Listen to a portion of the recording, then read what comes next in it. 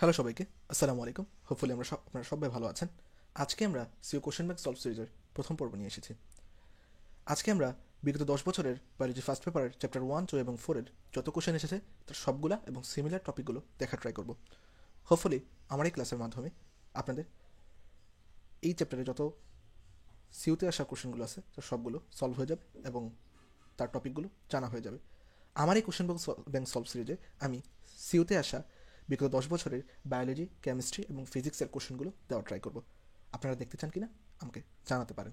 তাহলে কথা না বলে শুরু করা যাক। তার আগে বলে রাখি, যে কোনো বিশ্ববিদ্যালয়ের জন্য পরীক্ষা দেওয়ার আগে কোশ্চেন ব্যাংক সলভ করা অত্যন্ত গুরুত্বপূর্ণ এবং সিওর জন্য সেটা আরও বেশি গুরুত্বপূর্ণ, কেননা সিওতে প্রতি বছরই দেখা যায় সিমিলার টপিক থেকে অথবা প্রায় হুবহু কোশ্চেন মাঝে মাঝে রিপিট হয়। তাই সিওতে পরীক্ষা দেওয়ার আগে অবশ্যই আমাদের কোশ্চেনগুলো দেখে যাওয়া অত্যন্ত গুরুত্বপূর্ণ। তাই দেখ, প্রথম প্রশ্ন, নিউক্লিওসাইডের উপাদান হলো। আচ্ছা, নিউক্লিওসাইডের উপাদান কি? আমরা জানি যে নিউক্লিওসাইডের যে উপাদান তা হচ্ছে নাইট্রোজেনগৃহীত ক্ষার এবং পেন্টোজ সুগার। নাইট্রোজেনগৃহীত ক্ষার এবং পেন্টোজ সুগার এই দুইটা একসাথে মিলে তৈরি হয় নিউক্লিওসাইড, এবং এই নিউক্লিওসাইডের সাথে যখন একটা ফসফেট অণু যুক্ত হবে তখন আমরা তাকে বলি নিউক্লিওটাইড। তাই এখানে অ্যান্সার হবে 1 ও 2, অর্থাৎ এখানে যেহেতু নিউক্লিওটাইড চাই নাই এজন্য আমরা ফসফেট অণুকে অ্যান্সারে রাখবো না। ওকে, হোপফুলি বুঝতে পারছি। এখানে বলা আছে দেখেন, এখনো নাইট্রোজেন গঠিত ক্ষার এবং এখনো পেন্টোজ সুগার মিলে নিউক্লিওসাইড, এবং ওই নিউক্লিওসাইডের সাথে যখন এখনো ফসফেট অণু যুক্ত হবে তখন তাকে বলা হয় নিউক্লিওটাইড। নাম্বার 2, ডিএনএ থেকে এমআরএনএ তৈরির প্রক্রিয়া। আচ্ছা, আমরা সবাই জানি ডিএনএ থেকে ডিএনএ তৈরির প্রক্রিয়াকে বলা হয় রেপ্লিকা তৈরি বা রেপ্লিকেশন। একটু ভিজুয়ালাইজ করা ট্রাই করি। ডিএনএ থেকে এমআরএনএ বা আরএনএ তৈরির প্রক্রিয়াকে বলা হয় ট্রান্সক্রিপ্ট তৈরি করা বা ট্রান্সক্রিপশন, এবং ওই এমআরএনএ বা আরএনএ হতে যখন আমরা প্রোটিন তৈরি করি, কে প্রোটিন তৈরি করে? রাইবোজোম।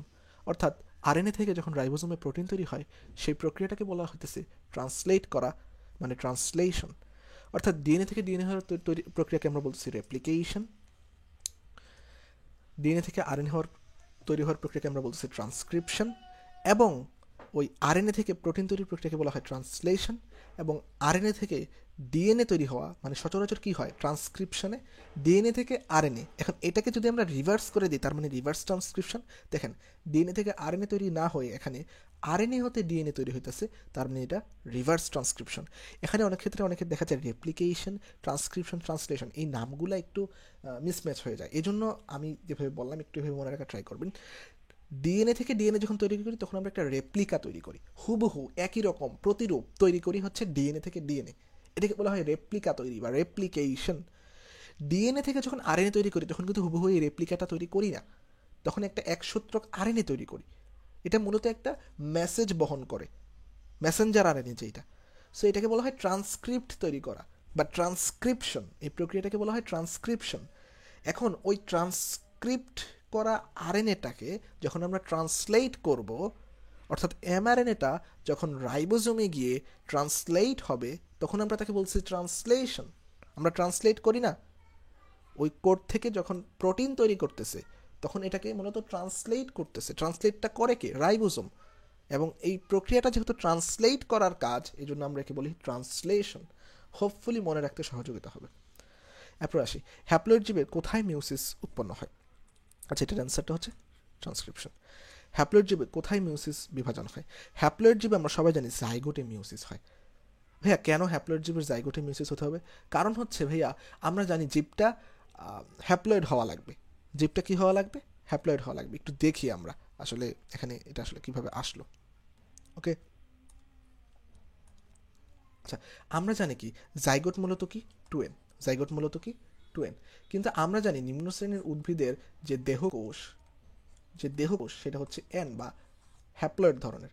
এখন ডিপ্লয়েড কোষ হতে অবশ্যই দেহকোষের মতো হতে হলে তাই অবশ্যই এটাকে বিভাজিত হতে হবে। কি বিভাজিত হতে হবে? যখন যেখানেই অর্ধেক হওয়ার কাজ সেখানেই মিউসিস, আমরা জানি।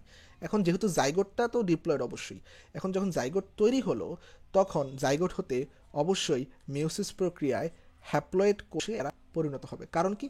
তাদের যে বংশ পরম্পরা ঠিক রাখার জন্য, না হলে তো বড় হয়ে যাবে কোষটা, বা তাদের চেঞ্জ আসবে তাদের প্রকৃতিতে। তাই সেম রাখার জন্য মূলত নিম্ন শ্রেণীর কোষগুলো যেহেতু হ্যাপ্লয়েড করার জন্য মূলত যে জাইগোটটা তৈরি হয় ওই জাইগোটটা আবার বিভাজিত হয়। মানুষের ক্ষেত্রে কিন্তু তা হয় না, কারণ মানুষ ডিপ্লয়েড জীব। তাই সেখানে মানুষের দেহকোষ ডিপ্লয়েড আর কি। সো মানুষের দেহকোষ যেহেতু ডিপ্লয়েড, তাই সেখানে আর বিভাজিত হওয়ার প্রয়োজন পড়ে না। বাট নিম্ন শ্রেণীর উদ্ভিদ, অর্থাৎ যেমন আমরা বলি ছত্রাক, শৈবাল, সেগুলো কিন্তু নিম্ন শ্রেণীর জীব, সেগুলো কিন্তু হ্যাপ্লয়েড হওয়ার জন্য অবশ্যই জাইগোটিক মিউসিস বা জাইগোটে মিউসিস হওয়া প্রয়োজন। বিষয়গুলো একটু দেখে নিই। দেখেন, ডিপ্লয়েড জীবে যে মিউসিসটা ঘটে তাকে আমরা বলতেছি টার্মিনাল মিউসিস। ডিপ্লয়েড জীবে যে মিউসিসটা ঘটে তাকে বলা হয় যে টার্মিনাল মিউসিস। তারপর সপুষ্পক উদ্ভিদে যে মিউসিসটা ঘটে তাকে বলা হয় স্পোরিক মিউসিস। অর্থাৎ কোনো একটা ফুলের পরাগধানীতে যে মিউসিস ঘটে, পরাগধানীতে যে মিউসিস ঘটে তাকে বলা হয় স্পোরিক মিউসিস। অর্থাৎ কি বললাম, ডিপ্লয়েড জীবে যদি কোনো মিউসিস ঘটে তাকে আমরা বলতেছি টার্মিনাল মিউসিস।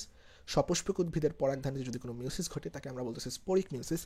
এবং লাস্ট এবং যেটা মোস্ট ইম্পর্টেন্ট, যে জাইগোটিক মিউসিস কোথায় ঘটে?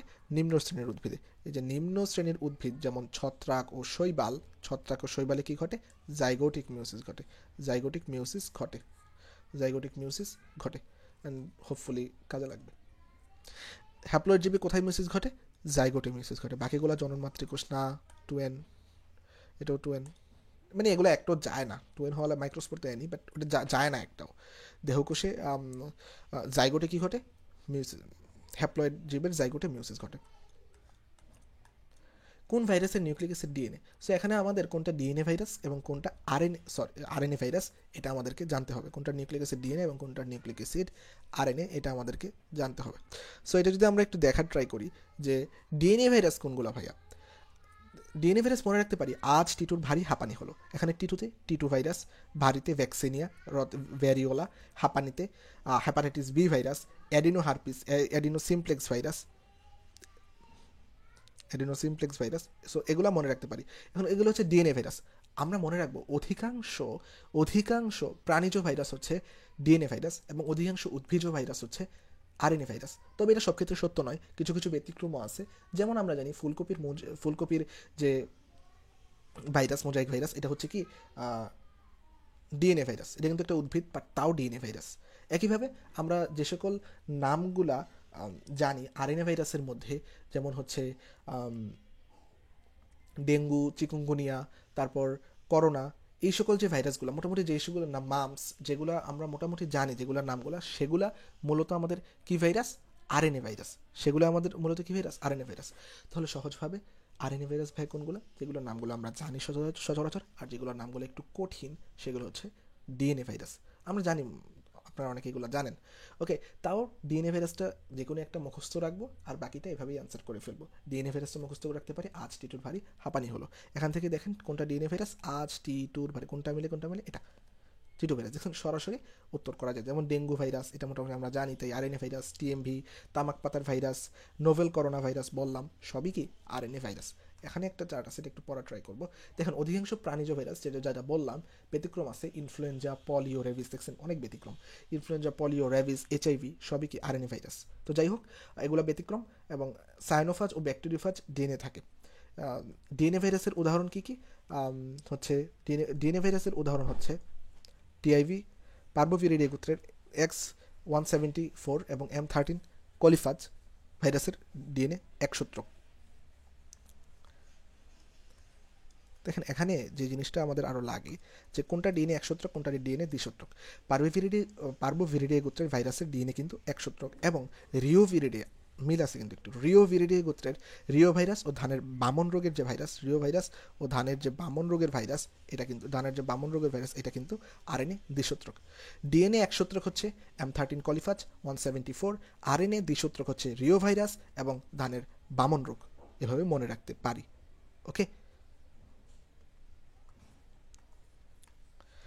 একটি সম্পূর্ণ বিকশিত উদ্ভিদের কোষের প্রাচীরে কয়টি স্তর থাকে? আমরা জানি কোষ প্রাচীরের স্তর হচ্ছে 3টা। তাও আমরা এটা কোথা থেকে আসলে একটু দেখে নিব।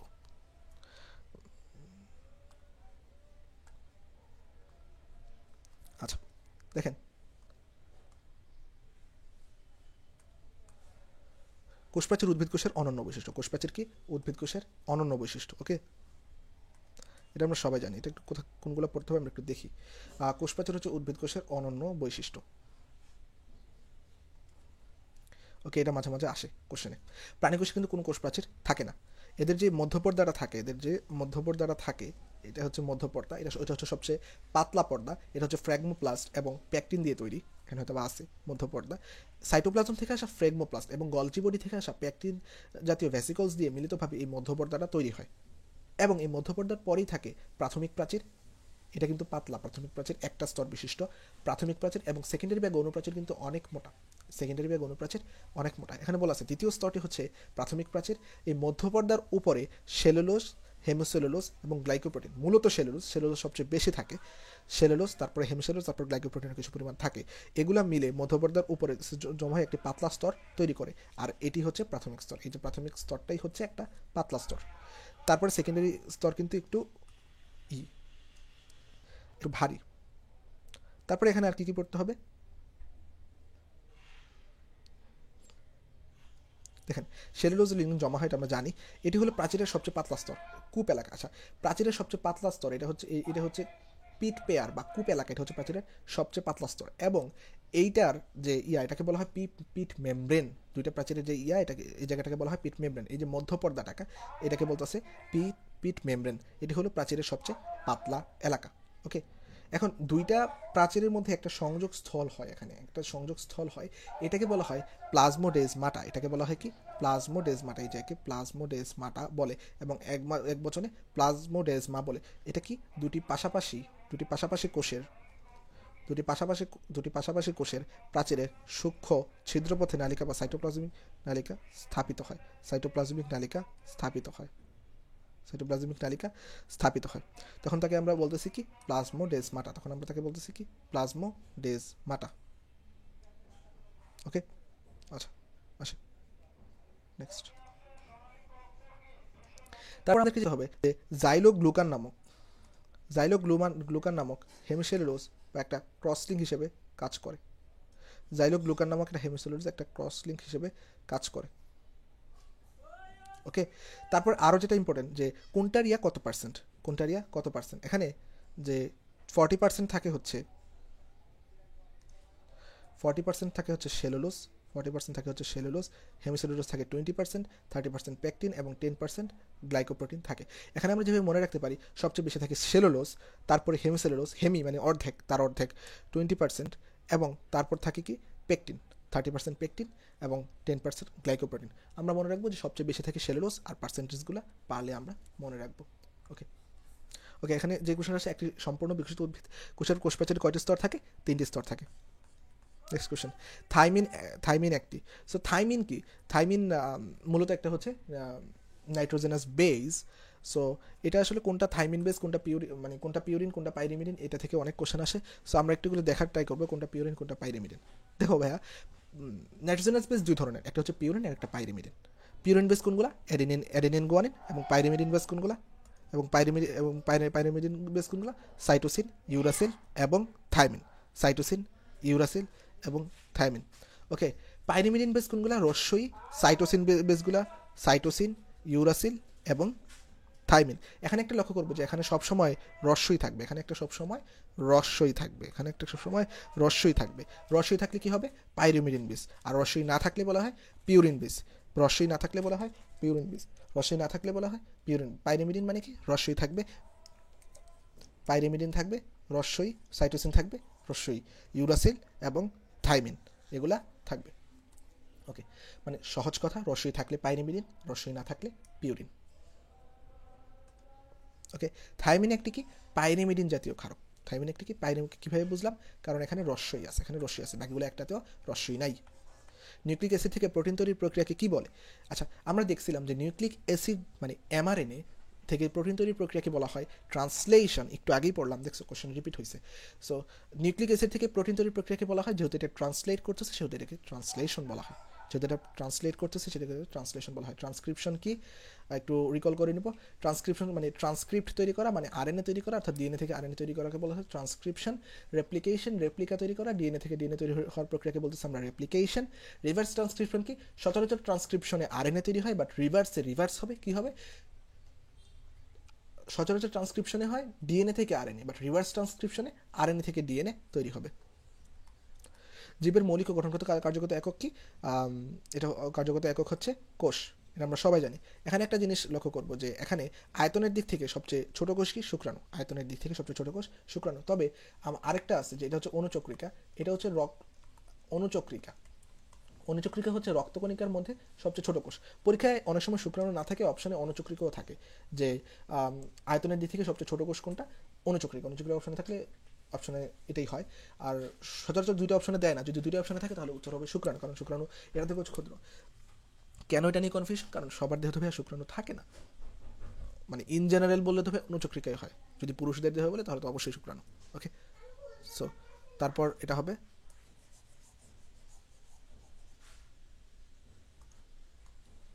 মাইটোসিসের কোন পর্যায়ে ক্রোমোজোম কনডেনসেশন শুরু হয়? আচ্ছা, আমরা এই যে মাইটোসিসের যে পর্যায়গুলো আছে, prophase, prometaphase, anaphase, metaphase, telophase, এগুলা উল্টাপাল্টা হয়ে গেছে আমার, যাই হোক, মানে প্রোফেজ, প্রোমেটাফেজ, মেটাফেজ, অ্যানাফেজ এবং টেলোফেজ, এগুলোর মধ্যে যে ইয়াগুলো আছে সেগুলো পড়তে হবে। এখন তার মধ্যে এখানে কনডেনসেশন জানতে চাইছে। এখন কনডেনসেশন কোথায় হয়? আমরা জানি মাইটোসিস কোষ বিভাজনের 3 নম্বর যে পর্যায়, অর্থাৎ মেটাফেজ পর্যায়ে কিন্তু কনডেনসেশন হয়। এবং এখানে শুধু কনডেনসেশন হয় না, এখানে মেটাসিস্টেসিস হয়, অর্থাৎ বিষুবীয় অঞ্চলে মানে সর্বাধিক খাটো মোটা ক্রোমোজোমগুলো হয়, এবং একই সাথে সুপার কয়েলিং দেখা যায় কুণ্ডলিত অবস্থায়, এবং অধিকভাবে স্পষ্ট হয়, এটাও আমরা দেখতে পারি। ওকে, জেনেটিক উপাদানকে সুরক্ষাকারী ভাইরাস এর প্রোটিন আবরণকে কি বলে? আচ্ছা, তাহলে আমাদেরকে ভাইরাস সম্পর্কে একটু জানতে হবে, চলো আমরা একটু জেনে নিই। আচ্ছা ভাইয়া, ভাইরাস কি? ভাইরাসের মূলত বেশি কিছু থাকে না। ভাইরাসের মূলত যেটা থাকে সেটা হচ্ছে ভিতরে একটা নিউক্লিওয়েড, যেটা ডিএনএ অথবা আরএনএর তৈরি, অথবা ডিএনএ অথবা আরএনএর তৈরি, এবং একই সাথে এটার বাহিরে, এই যে নিউক্লিওয়েডটা আছে তার ঠিক বাহিরে একটা প্রোটিন নির্মিত ক্যাপসিডের আবরণ থাকে। প্রোটিন নির্মিত ক্যাপসিডের আবরণ থাকে। এই আবরণটাকে বলা হয় কি? ক্যাপসিড। যেটা কি কি নির্মিত? প্রোটিন নির্মিত। প্রোটিন নির্মিত। এবং এই ক্যাপসিডের মাঝে আবার ছোট ছোট ক্যাপসিডের যে একক, এটাকে বলা হয় ক্যাপসোমিয়ার। এটাকে বলা হয় কি? ক্যাপসোমিয়ার। ক্যাপসোমিয়ার, এটাকে বলা হয় ক্যাপসোমিয়ার। এবং এই ক্যাপসোমিয়ারের চারপাশে মাঝে মাঝে দেখা যায় কোনো কোনো ভাইরাসের মধ্যে আরও একটা আবরণ থাকে, অর্থাৎ একটা পর্দা থাকে, যেটা লিপিড নির্মিত। এবং এই লিপিড নির্মিত এই পর্দাটাকে বলা হয়, ওয়েট জাস্ট,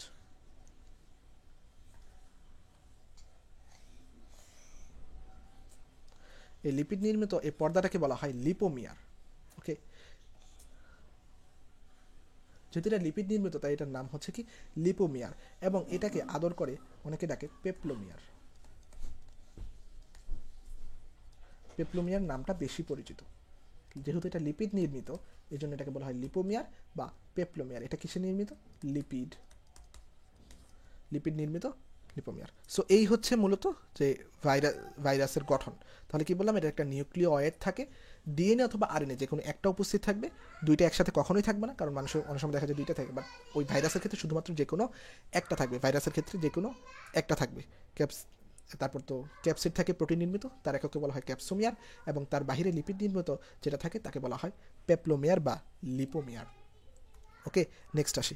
জেনেটিক ভাইরাস প্রোটিনকে বলা হয় ক্যাপসিড। বলা হয় প্রোটিনকে, যে প্রোটিন নির্মিত যেটা আমরা কি বলছিলাম? ক্যাপসিড। পেপলোমিয়ার কি বলছি? যে পেপলোমিয়ার তো লিপিড নির্মিত, ক্যাপসোমিয়ার কি? ক্যাপসিডের একক। চিকুনগুনিয়া জ্বরের ক্ষেত্রে কোনটি সঠিক নয়? আমরা জানি কি যে সকল নামগুলো আমরা সচরাচর চিনি সেগুলো হচ্ছে কি? RNA virus. সো এখানে ডিএনএ আরএনএ থেকে দুইটাই শনাক্ত করা যায়, যেহেতু এটা একটা আরএনএ ভাইরাস, মানে চিকুনগুনিয়া তো সচরাচর আমাদের রোগ হয় আরএনএ ভাইরাস, বাট তাই এটা ডিএনএ ভাইরাস জনিত রোগ হবে। বাট তাও দেখি অ্যাডিস এজিপ্টি মশকি দ্বারা ছড়ায়। হ্যাঁ, অবশ্যই ছড়ায়। জয়েন্টে ব্যথা হয়, মাথা ব্যথা হয়, উচ্চ জ্বর হয় চিকুনগুনিয়া হলে। হ্যাঁ, সবগুলোই ঠিক। তার মানে সঠিক নয় কোনটা? DNA virus. এটা কোনো ডিএনএ ভাইরাস না, এটা একটা আরএনএ ভাইরাস। উদ্ভিদ কোষে কোনো অঙ্গনে বর্ণকণিকা উদ্ভিদের রং সবুজ হয়। আচ্ছা, এখানে সবুজ বলা আছে তাই না? সবুজ, এখানে সবুজ কোথায় আছে? দেখো ভাইয়া, এখানে এটাতে ক্লোরোপ্লাস্ট মানে কি? সবুজ প্লাস্টিডকে বলা হয় ক্লোরোপ্লাস্ট, আর ক্লোরোফিল তো সবুজের জন্য দায়ী। ক্রোমোপ্লাস্ট কি?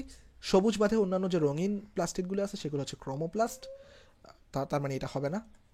তারপর লিউকোপ্লাস্ট কি, লিউকোপ্লাস্ট হচ্ছে বর্ণহীন, বর্ণহীন তাই এটাও হবে না, এখানে সবুজ বলছে। ক্লোরোপ্লাস্ট এটা ঠিক আছে, বাট এখানে ক্যারোটিন দিয়ে দিছে, ক্যারোটিন মানে কি কমলা, তো এটাও হবে না। তার উত্তর হবে কি বি, উত্তর হবে বি।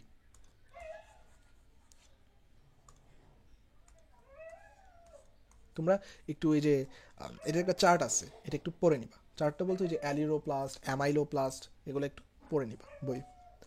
উদ্ভিদ কোষের কার্বোহাইড্রেট ফ্যাক্টরি কি? আচ্ছা, এখানে কোনটা কার্বোহাইড্রেট ফ্যাক্টরি, কোনটা ট্রাফিক পুলিশ, কোনটা থেকে শক্তি উৎপন্ন হয়, এগুলো একটু আমাদের জানা লাগে। সো এখান থেকে একটু দেখি ভাইয়া, এখানে উদ্ভিদ কোষের কার্বোহাইড্রেট ফ্যাক্টরি। আচ্ছা, কার্বোহাইড্রেট ফ্যাক্টরি নামটা একটু ইংলিশ ইংলিশ না? ইংলিশ ইংলিশ যা থাকবে সবই কী হবে, গলগি বডি হবে, সবই গলজি বডি হবে। ওকে, এখন গলজি বডি কিন্তু আরেকটা ইংলিশ নাম আছে, সেটা হচ্ছে ট্রাফিক পুলিশ। গলজি বডিকে বলা হয় কি, কোষের traffic police, traffic police, traffic police. এছাড়া লাইসোজোম কি করে, ফ্যাগোসাইটোসিস করে। লাইসোজোম ফ্যাগোসাইটোসিস করে, ফ্যাগোসাইটোসিস করে। এবং রাইবোজোম কি করে, প্রোটিন তৈরি করে। রাইবোজোম কি তৈরি করে, প্রোটিন তৈরি করে, প্রোটিন তৈরি করে। এবং এন্ডোপ্লাজমিক রেটিকুলাম থেকেই মূলত গলগি বডি উৎপন্ন হয়। গলগি বডি কিন্তু আরেকটা বলা হয় প্যাকেজিং কেন্দ্র, কোষের যে প্যাকেজিং কেন্দ্র, কোষের যে প্যাকেজিং করার কাজ, এটা কিন্তু গলগি বডি করে। ওকে, সো এগুলো একটু আমরা দেখবো, সামনে আরও দেখবো, সমস্যা নেই, এখানে একটু আপাতত দেখাই দিলাম। তাহলে কোষের কার্বোহাইড্রেট ফ্যাক্টরি কী হবে, গলগি বডি। লাইসোজোম কী করে, ফ্যাগোসাইটোসিস করে। রাইবোজোম কী করে, প্রোটিন তৈরি করে। কোষের পাওয়ার হাউস বা জৈব মুদ্রা বলা হয়, জৈব মুদ্রা বলা হয় এটিপিতে, এবং এটা উৎপন্ন হয় ইয়াতে মাইটোকন্ড্রিয়ায়, এবং যাকে বলা হয় কোষের পাওয়ার হাউস। ডিএনএ ডাবল হেলিক্সের বেশ। আচ্ছা ভাইয়া, ডিএনএ ডাবল হেলিক্সের বেশ, এটার জন্য আমরা ডিএনএ ডাবল হেলিক্সের মডেলটা একটু আমরা দেখে আসি, যে ডিএনএ ডাবল হেলিক্সের মডেলটা আসলে কীরকম। আচ্ছা, এখানে লক্ষ্য করো ভাইয়া, এখানে যে ডিএনএ ডাবল হেলিক্সের যে একটা পেজ, এটা 5' to 3' অথবা 3' to 5' অভিমুখী, আমরা জানি। এখানে এটার যে একটা ফুল প্যাচ, যেখান থেকে স্টার্ট হবে যেখানে শেষ হবে, এই যে ফুল প্যাচ, এটার দৈর্ঘ্য হচ্ছে 34 অ্যামস্ট্রং, 34 অ্যামস্ট্রং। এটাকে যদি আমরা ন্যানোমিটারে নিই তাহলে হয় 3.4 ন্যানোমিটার, কারণ আমরা জানি অ্যামস্ট্রং মানে 10^10, ন্যানোমিটার মানে 10^9। ওকে, এই জন্য এক ঘর আগে চলে আসছে, সো ন্যানোমিটার। এবং এটার যে বেশ, ডাবল হেলিক্সের যে ব্যাস, ডাবল হেলিক্সের যে ব্যাস, এটাকে বলা হয়, এটা হচ্ছে 20 অ্যামস্ট্রং বা 2 ন্যানোমিটার। এবং একইভাবে এখানে কিন্তু একটা পেচে 10 জোড়া নিউক্লিওটাইড থাকে। একটা পেচে কয় জোড়া নিউক্লিওটাইড থাকে, 10 জোড়া নিউক্লিওটাইড। এবং একটা নিউক্লিওটাইড হতে আরেকটা নিউক্লিওটাইডের যে দূরত্ব, অর্থাৎ একটা সিঁড়ি হতে, এখানে যেগুলো যদি সিঁড়ি আকারে কল্পনা করি, এই একটা সিঁড়ি হতে আরেকটা সিঁড়ির যে দূরত্ব, একটা সিঁড়ি হতে আরেকটা সিঁড়ির যে দূরত্ব, এই যে দূরত্বটা, এইটা মূলত হচ্ছে 3.4। মানে পুরোটা যদি 34 হয়, 10টা যেহেতু 10 দ্বারা ভাগ দাও, 3.4 অ্যামস্ট্রং আসবে অ্যামস্ট্রংয়ের ক্ষেত্রে। আর ন্যানোমিটারের ক্ষেত্রে আরও এক ঘর আগে চলে আসবে, 0.34 ন্যানোমিটার। এই তো, এই বিষয়গুলো জানলে মোটামুটি হয়ে যায়। এবং এই যে মডেলটা, এটা কে দিছেন, ওয়াটসন ও ক্রিক দিছেন। এটা একটু আর একটু দেখে নিই। এই মডেলটা দিছেন ওয়াটসন ও ক্রিক। এবং এটা ফসফেট থাকে, সুগার থাকে, অ্যাডেনিন থাইমিন, এগুলো তো থাকেই। এবং হাইড্রোজেন বন্ড দ্বারা যুক্ত হয়। এবং আরেকটা জিনিস যে অ্যাডেনিনের সাথে অলওয়েজ থাইমিন যুক্ত হবে এবং ডাবল বন্ড দ্বারা যুক্ত হবে। এবং গুয়ানিনের সাথে সাইটোসিন যুক্ত হবে এবং অলওয়েজ ট্রিপল বন্ড দ্বারা যুক্ত হবে। ওকে, এইটি জিসি। ওকে, আচ্ছা, তাহলে ডিএনএ ডাবল হেলিক্সের বেশ কত, 2 ন্যানোমিটার, বাকিগুলো আছে না, এটি 2 ন্যানোমিটার, 2 ন্যানোমিটার, বাকিগুলো হবে না। এটা যদি বলতো যে পুরাটার ইয়া কত, তাহলে মানে লম্বালম্বি যে একটা পেচের দৈর্ঘ্য কত, এখানে বেশ যেহেতু চাইছি তাই এখানে 2 ন্যানোমিটার। যদি একটা পেচের বলতো তাহলে 3.4 ন্যানোমিটার বলতো। প্রতিটি পেচের 25টি হাইড্রোজেন বন্ধন থাকে, দেখতে পারো। ক্যারিওকাইনেসিসের অংশ 9 কি? আচ্ছা, ক্যারিওকাইনেসিস আমরা জানি যে আমাদের যে বই আছে, একটা হচ্ছে ক্যারিওকাইনেসিস মানে হচ্ছে নিউক্লিয়াসের বিভাজন, সাইটোকাইনেসিস মানে সাইটোপ্লাজমের বিভাজন। ক্যারিওকাইনেসিস যে পর্যায়টা, এখানে prophase, prometaphase, metaphase, anaphase, telophase এগুলো আছে।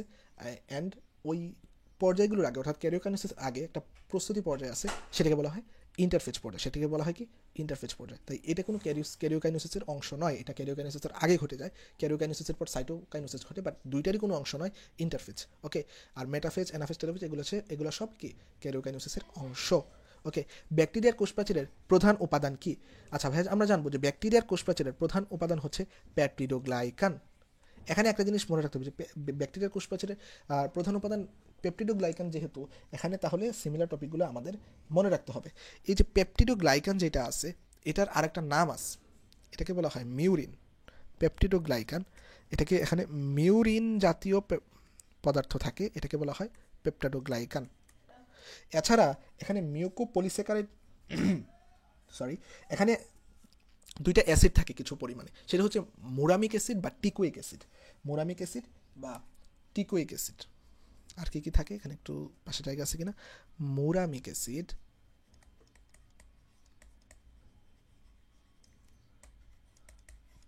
মুরামিক অ্যাসিড বা টিকোইক অ্যাসিডের কথা বললে আমরা এই ব্যাকটেরিয়ার কথা বলবো।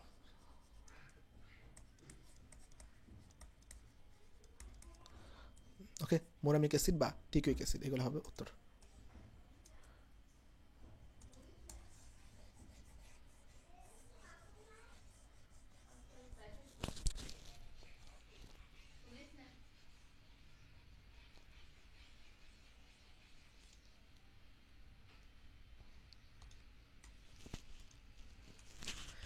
কোন বিজ্ঞানীকে কোষবিদ্যার জনক বলা হয়? আচ্ছা, কোষবিদ্যার যখন জনক বলবে তখন আমাদের কয়েকটা জিনিস জানতে হয়। আচ্ছা, এটার কাহিনীটা হচ্ছে এরকম যে সর্বপ্রথম বিজ্ঞানী রবার্ট হুক, সর্বপ্রথম বিজ্ঞানী যে রবার্ট হুক আছে, রবার্ট হুক সাহেব, তিনি সর্বপ্রথম কোষ দেখছিলেন। ওকে, তিনি মূলত মৃত কোষ দেখছিলেন, কোষের যে উপরের যে কোষ ঝিল্লিটা সেটা দেখছিলেন, মৃত কোষ দেখছিলেন। সেজন্য রবার্ট হুক সাহেব যেহেতু সর্বপ্রথম কোষ সম্বন্ধীয় আলোচনা করছেন, সেজন্য রবার্ট হুক সাহেবকে কোষবিদ্যার জনক বলা হয়। তার পরবর্তীতে বিজ্ঞানী লিওয়েন হুক লিভিং সেল, সর্বপ্রথম বিজ্ঞানী লিওয়েন হুক লিভিং সেল দেখতে পান। বিজ্ঞানী লিভিং সেল, তাহলে অনেক সময় প্রশ্ন আসে যে জীবিত কোষ দেখতে পান কে? লিভিং সেল দেখতে পান কি? Leeuwen hook. অর্থাৎ কোষ সম্বন্ধীয় যারা হবে তারা দুজনই হুক সাহেব, বাট একটা হচ্ছে লিওয়েন হুককে যিনি লিভিং সেল দেখতে পান, এবং রবার্ট হুক কি? তিনি মৃত কোষ দেখতে পান, এই জন্য তাকে কোষবিদ্যার জনক বলা হয়। আরও একটা নাম আছে যে আধুনিক কোষবিদ্যার জনককে। এখন আধুনিক কালে এসে যখন কেউ আসবে তখন সে নিশ্চয়ই শেয়ানা মানুষ হবে। সো সেখান থেকে মনে রাখবো যে আধুনিক কাল যেহেতু, সে নিশ্চয়ই একজন শেয়ানা মানুষ, তাই শেয়ানা মানুষ সোয়ানসন, খার্ল পি সোয়ানসন, একটু আধুনিক নামটাই ভাইবস আছে। সো সেটা থেকে মনে রাখবো যখন আধুনিক কেউ আসবে সে একজন শেয়ানা মানুষ, তার মানে সে হচ্ছে খার্ল পি সোয়ানসন। তার মানে কোষবিদ্যার জনক বললে রবার্ট হুক, আর আধুনিক কোষবিদ্যার জনক বললে খার্ল পি সোয়ানসন। ওকে, এটাকে আমরা মনে রাখবো। ক্রোমোজোমের যে স্থানে জিন অবস্থান করে তাকে বলা হয় লোকাস। ক্রোমোজোমের একটা নির্দিষ্ট স্থানে জিন অবস্থান করে তাকে আমরা বলতেছি কি? লোকাস। এছাড়া এখানে দেওয়া আছে দেখো, রেকন হচ্ছে রিকম্বিনেশনের একক, এখানে নামগুলোর মধ্যে মিল আছে। রিকম্বিনেশনের একক, রেপ্লিকান হচ্ছে রেপ্লিকেশনের একক। ওকে, দুইটা নামের মধ্যেই মিল আছে। ওকে,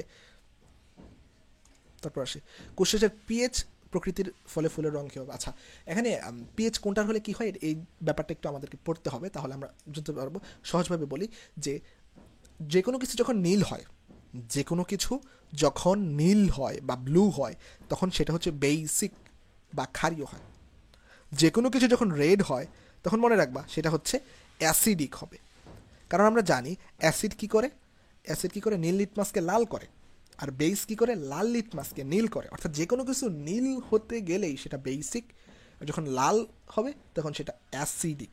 ওকে, আর যখন এখানে এই ফুলের রঙের ক্ষেত্রে যখন নিরপেক্ষ হবে, ফুলের রঙের ক্ষেত্রে নিরপেক্ষ হলে সেটা হবে বেগুনি বা কালচে নীল। বেগুনি বা মানে বেগুনি আকৃতির বা কালচে নীল আকৃতির যখন হয়ে যাবে তখন সে কোনো ধরনের পিএইচ অর্থাৎ প্রদান করবে না, সে মূলত নিরপেক্ষ।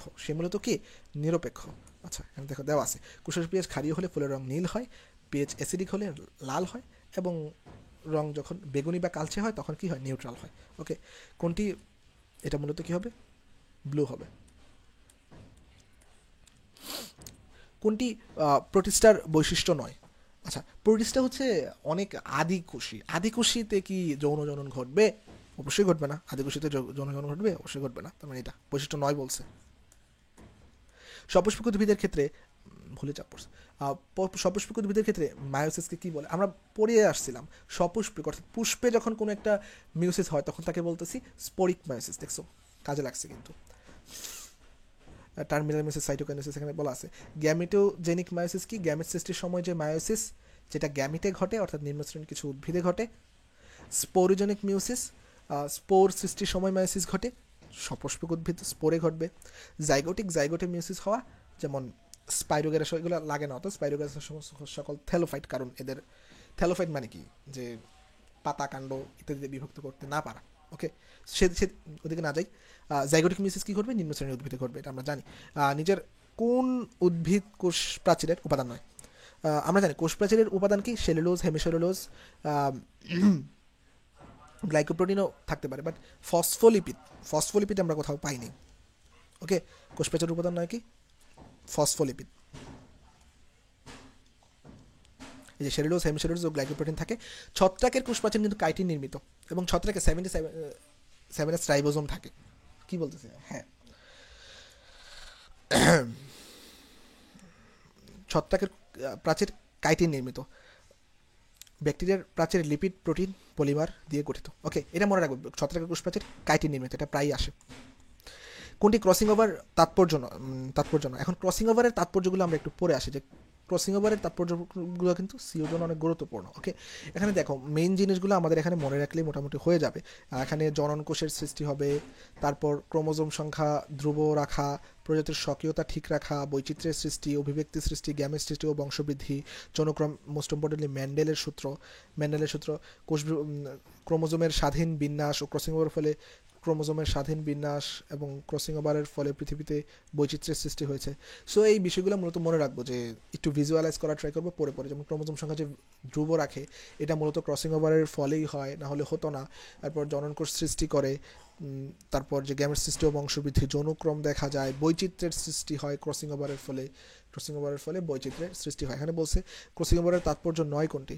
এখন নতুন প্রজাতির সৃষ্টি ওকে, জেনেটিক ভ্যারিয়েশন এটাও ওকে, নতুন জেনেটিক ভ্যারিয়েশন, জেনেটিক ম্যাপও তৈরি করা হয়। বাট এই যে কোষচক্র নিয়ন্ত্রণ কি এটা করে? আমরা জানি P53, ফসফরাস 53 নামক একটা প্রোটিন কি করে? কোষচক্র নিয়ন্ত্রণ করে। বাট এটা কি, অথবা আরও অনেক ধরনের ফ্যাক্টর আছে, ম্যাচুরেশন প্রমোটিং ফ্যাক্টর, সাইক্লিন, সিডিকে, অনেক আছে। বাট সেদিকে না যাই, এখানে ক্রসিং ওভার কি কোনোভাবে কোষচক্র নিয়ন্ত্রণ করে? না, করে না। তাহলে অ্যান্সার হবে কি স্যার? এ। তাৎপর্যগুলো দেওয়া আছে। কোন সাইটোপ্লাজমীয় অঙ্গাণুতে পর্দা থাকে না? এখন কোন সাইটোপ্লাজমীয় অঙ্গাণুতে পর্দা থাকে না, এটা আমরা একটা ইয়ার মাধ্যমে মনে রাখতেই পারি। এটা আমরা মনে রাখবো,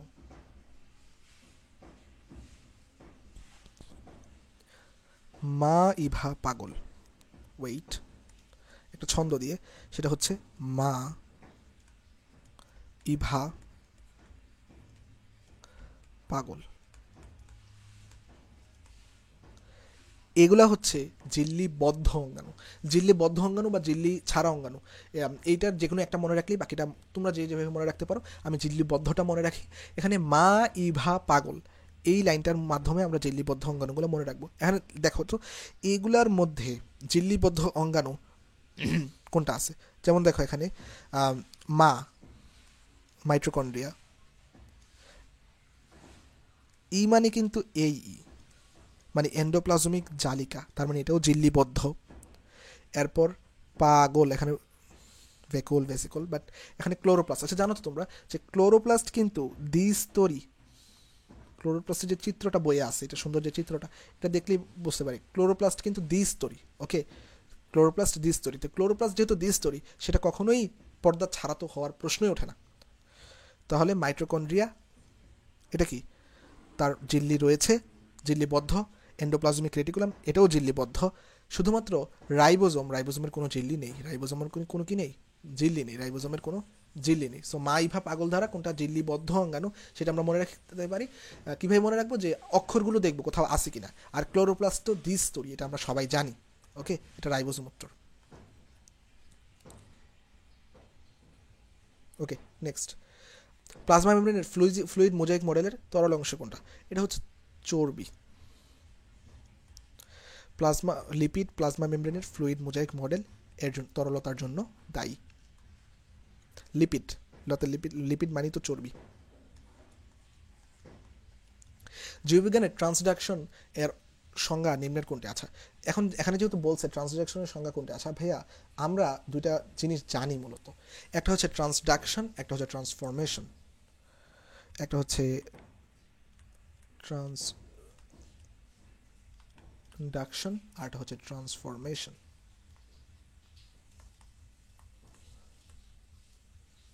দুইটাই ভাইরাসের যে বিভাজন এটা এখানে আছে। এখন ট্রান্সডাকশন এই ওয়ার্ডটা থেকে আমরা মনে রাখবো যে ট্রান্সডাকশন মানে হচ্ছে ইন্ডাকশন। ট্রান্সডাকশন মানে হচ্ছে কি ইন্ডাকশন। ট্রান্সডাকশন ইন্ডাকশন মিল আছে ট্রান্সডাকশন ইন্ডাকশন এই নামটার মধ্যে। ওকে, আচ্ছা এই ট্রান্সডাকশনে দেখো, ইন্ডাকশনে দেখো আই আছে। এই আই দ্বারা মনে রাখবো আমরা ভাইরাসকে।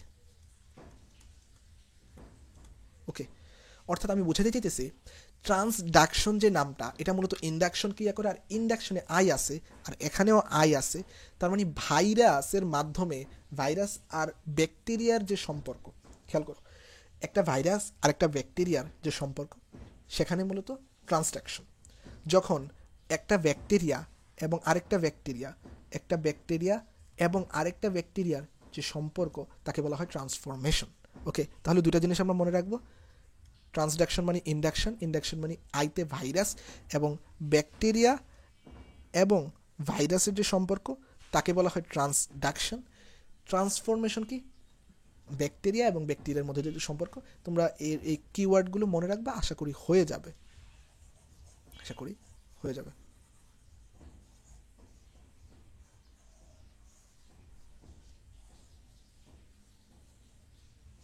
ওকে, তাহলে এখানে কোশ্চেনে কি বলছে এটা একটু দেখি। ওকে, জীববিজ্ঞানের ট্রান্সডাকশনের সংজ্ঞা নিম্নের কোনটি? এখানে বলছে দেখো, ভাইরাসের হতে একটা ভাইরাস হতে অন্য ভাইরাসের যে জেনেটিক, না আমরা কি বলছিলাম ট্রান্সডাকশন মানে ব্যাকটেরিয়া হতে ভাইরাস, ভাইরাসের মাধ্যমে ব্যাকটেরিয়া। দেখো এখানে একটা ভাইরাস, এখানে একটা ব্যাকটেরিয়া, এটা হতে পারে, এটা রাখি পরে। একটা ভাইরাসের মাধ্যমে অন্য একটি ব্যাকটেরিয়ামে, এবং কি বলছে ব্যাকটেরিয়া হতে ভাইরাস। আমরা যখন এখানে যে এটা এখানে একটু ইয়াটা একটু মুছে নিই। এখানে মূলত জেনেটিক উপাদান, মানে জেনেটিক উপাদান স্থানান্তরিত হয়। এখানে কোনো ধরনের ফ্লুইড স্থানান্তর হয় না, এখানে কোনো ধরনের ফ্লুইড স্থানান্তর হয় না, তাহলে এটা বাদ। এখন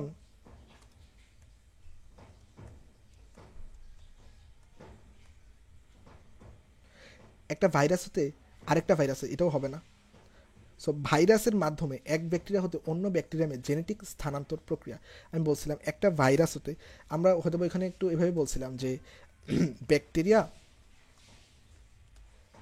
ব্যাকটেরিয়া ও ভাইরাসের মধ্যে সম্পর্ক। এই দেখো ব্যাকটেরিয়া ও ভাইরাসের মধ্যে যে সম্পর্ক, এবং এখানে কি হবে জেনেটিক রূপান্তরিত হবে, জেনেটিক রূপান্তর হবে, মানে একটা ভাইরাস থেকে আরেকটা ভাইরাসের জেনেটিক রূপান্তর হবে, তখন তাকে আমরা বলতেছি ট্রান্সডাকশন। এখন যখন দুইটা ব্যাকটেরিয়ার মধ্যে যখন জেনেটিক রূপান্তর স্থানান্তরিত হইতো তখন তাকে আমরা বলতাম ট্রান্সফরমেশন। এখানে আরও ব্যাখ্যা আরও বলা আছে, একটু দেখি দাঁড়ো। ট্রান্সফরমেশন দেখো, পরিবেশ থেকে অন্য ব্যাকটেরিয়া সাধারণত ডিএনএ গ্রহীতা কোষে রিকম্বিনেশন ঘটতে পারে। এখানে ওইভাবে বলা নাই, বাট তোমরা এভাবে মনে রাখবা, যখন একটা ভাইরাস হতে কিছু কিছু ঘটে, একটা ভাইরাসের মাধ্যমে যখন কিছু ঘটে,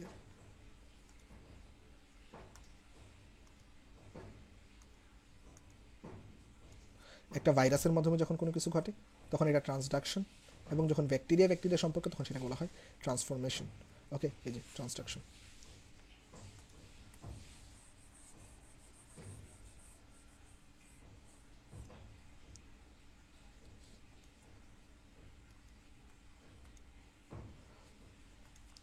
নেক্সট, ডিএনএ সূত্রকায় পরস্পর কোন বন্ধনী দ্বারা আবদ্ধ থাকে? আমরা সবাই জানি এটা হচ্ছে হাইড্রোজেন বন্ধনী দ্বারা আবদ্ধ থাকে, হাইড্রোজেন বন্ধনী দ্বারা আবদ্ধ থাকে। উদ্ভিদ জগতে ক্যারোলাস লিনিয়াস কি করেন? আচ্ছা, ক্যারোলাস লিনিয়াস তিনি কি প্রাকৃতিকভাবে কোনো কিছু করছেন? করেন নাই। তিনি কি প্রাকৃতিকভাবে কোনো কিছু করছেন? করেন নাই। জ্যোতিজনী শ্রেণীবিন্যাস কিছু করছেন? করেন নাই। এগুলো কিছুই করেন না। তিনি মূলত কৃত্রিমভাবে যে জীবের যে শ্রেণীবিন্যাস সেটা করেন। তিনি মূলত কৃত্রিমভাবে জীবের যে শ্রেণীবিন্যাস সেটা করেন। তিনি মূলত কৃত্রিমভাবে জীবের যে শ্রেণীবিন্যাস সেটাই ক্যারোলাস লিনিয়াস করেন। কৃত্রিম শ্রেণীবিন্যাস করেন থ্রিওফ্রাস্টাস, ক্যারোলাস লিনিয়াস। এবং বাকিগুলা যেমন প্রাকৃতিকভাবে যিনি করছেন এটা তো ল্যামার্কিয়ান যে তত্ত্ব সেটা তো অনেক বেশি পরিচিত। ওকে, নিচের কোনটি নাইট্রোজেন সংবন্ধনকারী অণুজীব নয়? এখন নাইট্রোজেন সংবন্ধনকারী জীবগুলা এগুলো একটু আমরা মনে রাখতেই পারি। দেখো, নাইট্রোজেন সংবন্ধনকারী অণুজীবগুলো আমরা মনে রাখতে পারি অ্যাসিস্ট্যান্ট পুলিশ অফিসার, এটা দিয়ে আমরা মনে রাখতে পারি। Sorry, assistant police commissioner, assistant police commissioner. কি কি? অ্যাজোটোব্যাক্টর, সিউডোমোনাস এবং ক্লস্ট্রিডিয়াম। এই যে অ্যাজোটোব্যাক্টর, সিউডোমোনাস এবং ক্লস্ট্রিডিয়াম, এই তিনটা। নষ্ট কিন্তু না, এটা কিন্তু নাইট্রোজেন সংবন্ধন করে না। এছাড়া কিন্তু আমাদের নাইট্রিফিকেশন নামে আরেকটা আছে, নাইট্রিফিকেশন নামেও আরেকটা টার্ম আছে, এটা একটু আমরা দেখে রাখবো। নাইট্রিফিকেশন করে কি বাবা? নাইট্রিফিকেশন করে নাইট্রোকক্কাস করে নাইট্রিফিকেশন। ওকে, তাহলে এখানে নাইট্রোজেন সংবন্ধনকারী অণুজীব তিনটা পেয়ে গেছে, azotobacter, Clostridium, pseudomonas, assistant police officer. এটা দিয়ে তোমরা মনে রাখতে পারো। তাহলে অ্যান্সার হবে কোনটা? নষ্ট। রাইবোজোম, এটা আরেকটা ইম্পর্টেন্ট, রাইজোবিয়াম যেটা আছে এটা কিন্তু ডাল জাতীয় যে উদ্ভিদগুলো আছে সেগুলোর মূলের নোডিউলে কিন্তু এটা করে, এবং সিম জাতীয় উদ্ভিদের যে মূল আছে তাতেও সেটা নাইট্রোজেন সংবন্ধন করে থাকে। নষ্টক বায়ুমণ্ডলের যে মুক্ত নাইট্রোজেন সংবন্ধন করে মাটিতে জলজ পরিবেশকে নাইট্রোজেন সমৃদ্ধ করে। ম্যালেরিয়া পরজীবী কর্তৃক লোহিত রক্তকণিকার ভেতরে তৈরিকৃত রঞ্জক কি? এটা মূলত হিমোজয়েন। তাও আমরা এটা যেহেতু একবার আসছে তাই আমরা এটা একটু দেখে নিব। এখানে দেখো ভাইয়া, প্রথম কথা হচ্ছে যে ম্যালেরিয়া পরজীবী যখন অ্যারিথ্রোসাইটিক সাইজোগনি, আমরা জানি এটার দুইটা সাইজোগনি, একটা হচ্ছে হ্যাপাটোসাইটিক সাইজোগনি আর একটা হচ্ছে অ্যারিথ্রোসাইটিক সাইজোগনি। হ্যাপাটোসাইটিক সাইজোগনির শেষে ম্যারোজয়েডগুলা কোথায় আসে? আমাদের ট্রোফোজয়েড পর্যায়ে আসে আর কি। সো প্রথমে ম্যারোজয়েডগুলা এখানে প্রবেশ করে, এখানে যে ম্যারোজয়েডগুলা আছে সেগুলা প্রবেশ করে ট্রফোজয়েড তৈরি করে, এবং এটা হচ্ছে একটা লোহিত রক্তকণিকা। যেহেতু এটা এলেকট্রোসাইটিক সাইজোগনি, এটা তো লোহিত রক্তকণিকা হবে। তারপর এই ট্রফোজয়েডটা সিগনেট রিং তৈরি করে। ট্রফোজয়েডটা কি তৈরি করে? Signet ring. এই সিগনেট রিং তৈরি করে, এবং তার পরবর্তীতে এই সিগনেট রিং আস্তে আস্তে অ্যামিবয়েড ট্রফোজয়েড, অ্যামিবা আকৃতির, দেখো যে এটা অ্যামিবা আকৃতির, অ্যামিবয়েড ট্রফোজয়েড, এবং বাহিরে সাফনার্স দানা দেখা যায়, এই পর্যায়ের পরেই মাঝখানে যে বর্জ্যগুলো দেখতে পেতেছো এগুলোর নামই হচ্ছে হিমোজয়েন। হিমোজয়েন কিন্তু এক প্রকার বর্জ্য, এবং বহু নিউক্লিয়াস বিশিষ্ট, এই যে এগুলা নিউক্লিয়াস, বহু নিউক্লিয়াস বিশিষ্ট যে দশা এটাকেই বলা হয় মূলত সাইজন্ট। তো সাইজন্ট কি? বহু নিউক্লিয়াস বিশিষ্ট যে দশা তাকেই বলা হয় সাইজন্ট। আর হিমোজয়েন কি? এটার যে বর্জ্য পদার্থ, এগুলাই পরবর্তীতে রোজেটে পরিণত হয়, রোজেট থেকে মেরোজয়েট, এবং তারপর সেগুলা বিক্ষিপ্ত হয়ে বের হয়ে যায়, বিশ্লিষ্ট হয়ে বের হয়ে যায়। ওকে, সো এখানে যে ইয়েটা ছিল যে হিমোজয়েন কোথায় দেখা যায়? বহু নিউক্লিয়াস বিশিষ্ট যে দশা সাইজন্ট, তার মাঝখানে বর্জ্য পদার্থ হিসেবে হিমোজয়েন থাকে, তার বর্জ্য পদার্থ হিসেবে হিমোজয়েন থাকে, তার বর্জ্য পদার্থ হিসেবে হিমোজয়েন থাকে।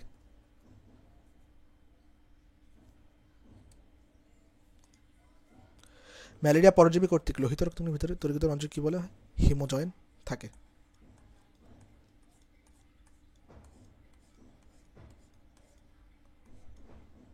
লোহিত রক্তকণিকার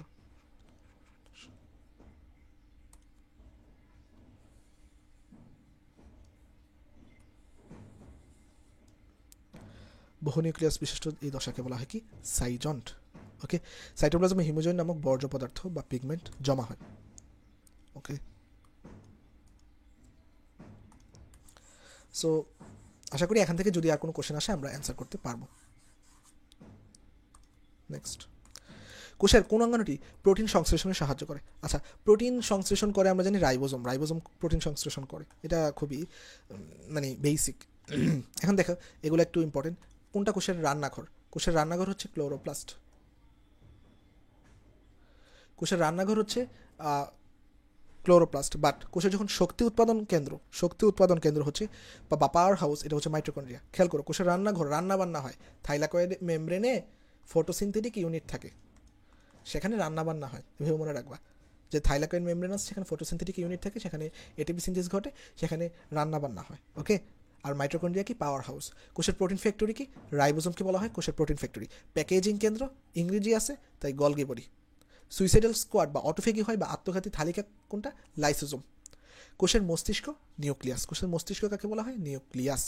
জৈব মুদ্রা বা কোষের মুদ্রা হচ্ছে এটিপি। কোষের ট্রাফিক পুলিশ বলছিলাম, ইংরেজি নাম Golgi body. Okay, and hopefully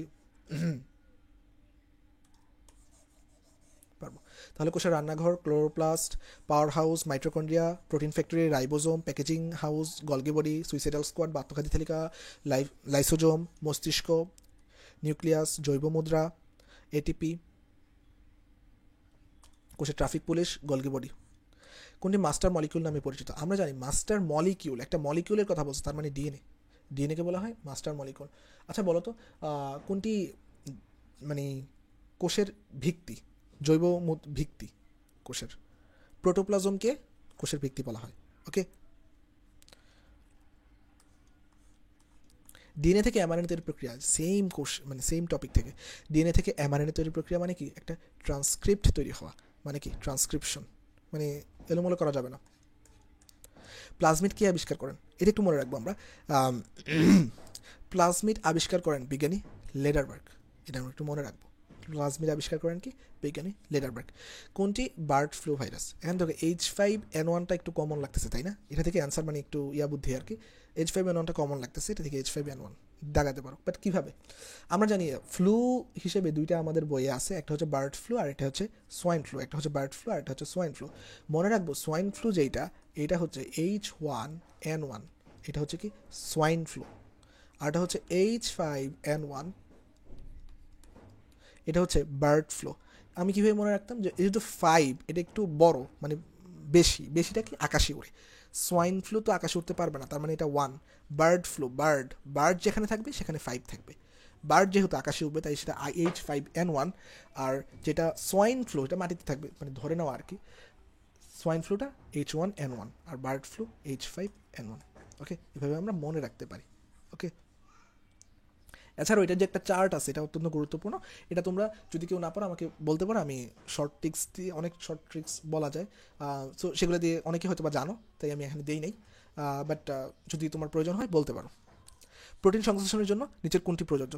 ribosome, mRNA plus tRNA. এটা দেখো, প্রোটিন সংশ্লেষণের জন্য এখন যখন প্রোটিন তৈরি হবে অবশ্যই রাইবোজোম লাগবে। মাইটোকন্ড্রিয়াতে তো প্রোটিন তৈরি হয় না, ক্লোরোপ্লাস্ট, লাইসোজোম এগুলো একটাও হয় না। দেখো, তো রাইবোজোম, এমআরএনএ প্লাস টিআরএনএ, এটা মিলে রাইবোজোম, এমআরএনএ, টিআরএনএ এগুলা থেকে তৈরি হয় রাইবোজোম, তার মানে এটা এ। ব্যাকটেরিয়ার কোষপ্রাচীরের প্রধান উপাদান কোনটি? আচ্ছা, ব্যাকটেরিয়ার কোষপ্রাচীর আমরা এটাকে দেখছেন, ব্যাকটেরিয়ার কোষপ্রাচীর মূলত কি নির্মিত? মিউকোপেপটাইড। ব্যাকটেরিয়ার কোষপ্রাচীর মিউকোপেপটাইড নির্মিত। এছাড়াও আমি এখানে আগেই বলে আসছিলাম, যদি এখানে আসে, এখানে দেখো মিউকোপ্রোটিন এবং মিউরিন পেপটিডোগ্লাইকান এবং সাথে কিছু পরিমাণ কি থাকে? মুরামিক অ্যাসিড এবং টিকোইক অ্যাসিড থাকে। সাথে কিছু পরিমাণ মুরামিক অ্যাসিড ও টিকোইক অ্যাসিড থাকে। সাথে কিছু পরিমাণ মুরামিক অ্যাসিড বা টিকোইক অ্যাসিড থাকে। সাথে কিছু পরিমাণ মোনাইক অ্যাসিড ও টিকোইক অ্যাসিড থাকে। ওকে, করোনা ভাইরাস এক ধরনের কি? আমরা জানি করোনা ভাইরাস এক ধরনের আরএনএ ভাইরাস। যেহেতু আরএনএ ভাইরাস, এটা একসূত্রক আরএনএ ভাইরাস। এটা কি? একসূত্রক আরএনএ ভাইরাস। কোন নাইট্রোজেন ঘটিত ক্ষারটি শুধুমাত্র আরএনএতে পাওয়া যায়? আমরা বলছি শুধুমাত্র আরএনএতে পাওয়া যায় কি? আমরা জানি নাইট্রোজেন ক্ষার ডিএনএতে পাওয়া যায় কি? Adenine, guanine, cytosine, thymine. আর আরএনএতে থাইমিনের পরিবর্তে ইউরাসিল পাওয়া যায়। নিচের কোনটি ডিএনএ ভাইরাস? আচ্ছা, ডিএনএ ভাইরাস আমরা দেখছিলাম আজ টিটুর ভারী হাঁপানি হলো, ওই ভারী দেখো ভ্যাকসিনিয়া, ভ্যাকসিনিয়া, ভারী থেকে ভ্যাকসিনিয়া। দেখছো মানে একবার পড়ে নিলে হয়ে যায় আসলে। নিচের কোনটি ডিএনএ ভাইরাস? ভ্যাকসিনিয়া। কোষের ডিএনএতে নাইট্রোজেনাস ক্ষারগুলো কীভাবে সজ্জিত, সেম টপিক থেকে আসছে, দেখো আমি এটা পড়ে আসছিলাম। ATGC, ATGC, অ্যাডিনিন গুয়ানিনে ডাবল বন্ড, জিসিতে গুয়ানিন সাইটোসিনে ট্রিপল বন্ড। কোনটি কোষঝিল্লির রাসায়নিক উপাদান নয়? আচ্ছা, কোষঝিল্লির রাসায়নিক উপাদান যা পড়ছে, আমরা কি কপারের দেখা পাইছিলাম? পাই নাই। প্রোক্যারিওটিক কোষে কোন অঙ্গাণুটি বিদ্যমান? প্রোক্যারিওটিক মানে আদি কোষ। মনে রাখবা, সকল কোষে, আদি কোষ বলক, প্রকৃত কোষ বলক, যেমন তেমন কোষ বলক, সকল কোষে রাইবোজোম অবশ্যই থাকবে।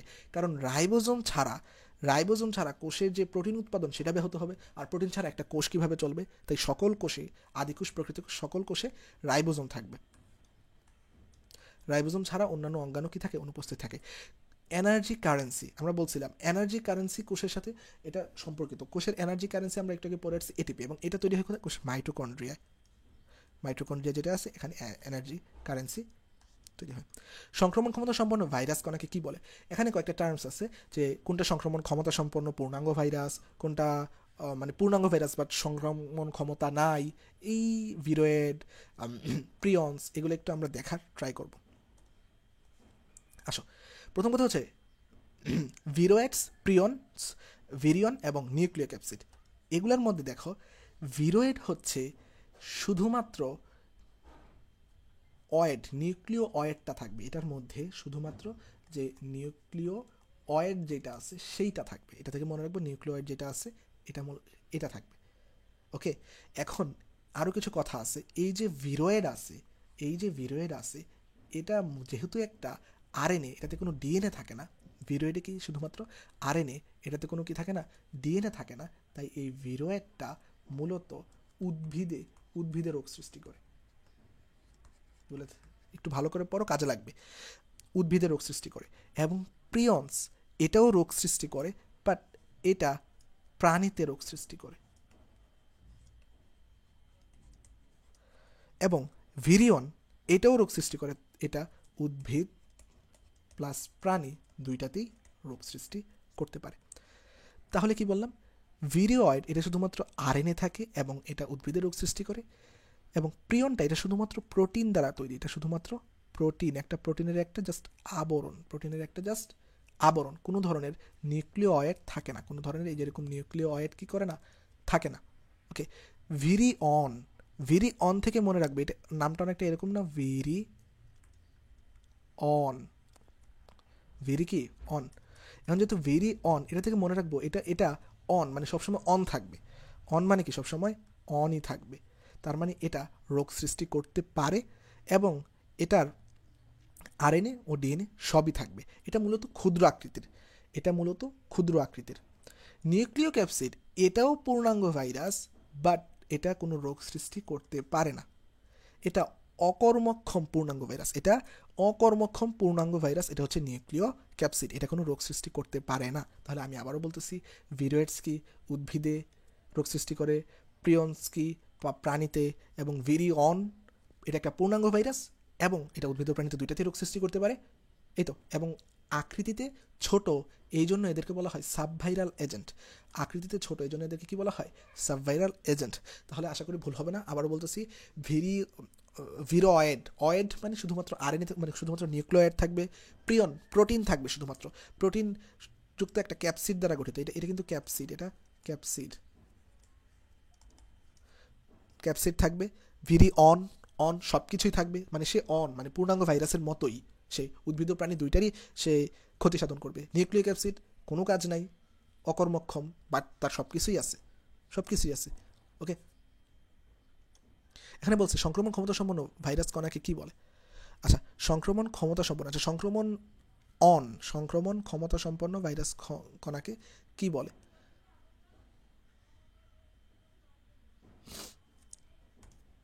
ভেরি অন, আমরা বলছিলাম এটা সব কিছুতেই অন, ভেরি অন।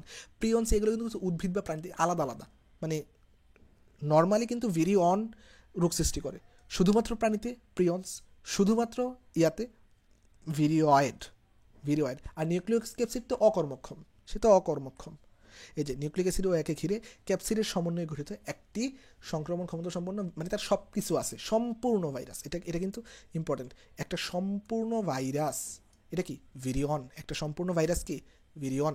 ওকে, এরপর আসো, এরপরের প্রশ্নতে আমাদের বলছে যে কোনটি gram negative bacteria. Gram negative bacteria এবং গ্রাম পজিটিভ ব্যাকটেরিয়া, এগুলো যদি আমরা একটু জানতে পারি তাহলে এই ধরনের কোশ্চেন অ্যান্সার করা সম্ভব। আসো দেখিনি। Gram positive bacteria, gram positive bacteria আমরা মনে রাখতে পারি 1,00,000 কষ্ট দিয়ে। 1,00,000 কষ্ট। এখানে এতে অ্যাক্টিনোব্যাকটেরিয়া, কতে ক্লস্ট্রিডিয়াম, লাখের ল্যাকটিক অ্যাসিড ব্যাকটেরিয়া, কষ্টতে 6টো দন্তাস্য, আর এগুলো এক মনে করো স্ট্রেপ্টোকক্কাস, স্টেফাইলোকক্কাস। তাহলে গ্রাম পজিটিভ ব্যাকটেরিয়া কোনগুলা? 1,00,000 কষ্ট, actinobacteria, clostridium, lactic acid bacteria, streptococcus এবং স্টেফাইলোকক্কাস। 1,00,000 কষ্ট দিয়ে আমরা মনে রাখতে পারি সবগুলা, কতে ক্লস্ট্রিডিয়াম। ওকে, এরপর আমরা এখন কথা হচ্ছে গ্রাম নেগেটিভ ব্যাকটেরিয়া কোনগুলা ভাইয়া? গ্রাম নেগেটিভ ব্যাকটেরিয়া হচ্ছে আমাদের অন্ত্রে যেগুলো থাকে, সাধারণত এন্টেরোব্যাকটেরিয়া, তারপর ভিব্রিও কলেরা, শিগেলা, সালমোনেলা, এগুলো একটু পড়লেই পারা যায় আসলে, ঠিক আছে? তাও একটু মনে রাখা আর কি, যাদের মনে থাকে না। 1,00,000 কষ্ট, এটা দিয়ে আমরা গ্রাম পজিটিভ ব্যাকটেরিয়াগুলো মনে রাখতে পারি। আর কী কী? Actinobacteria, clostridium, lactic acid, streptococcus, staphylococcus. Okay, আর গ্রাম নেগেটিভ তো বললাম অন্ত্রে যেগুলো থাকে আর কি, ভিব্রিও কলেরা, সালমোনেলা, সিগেলা, এগুলো।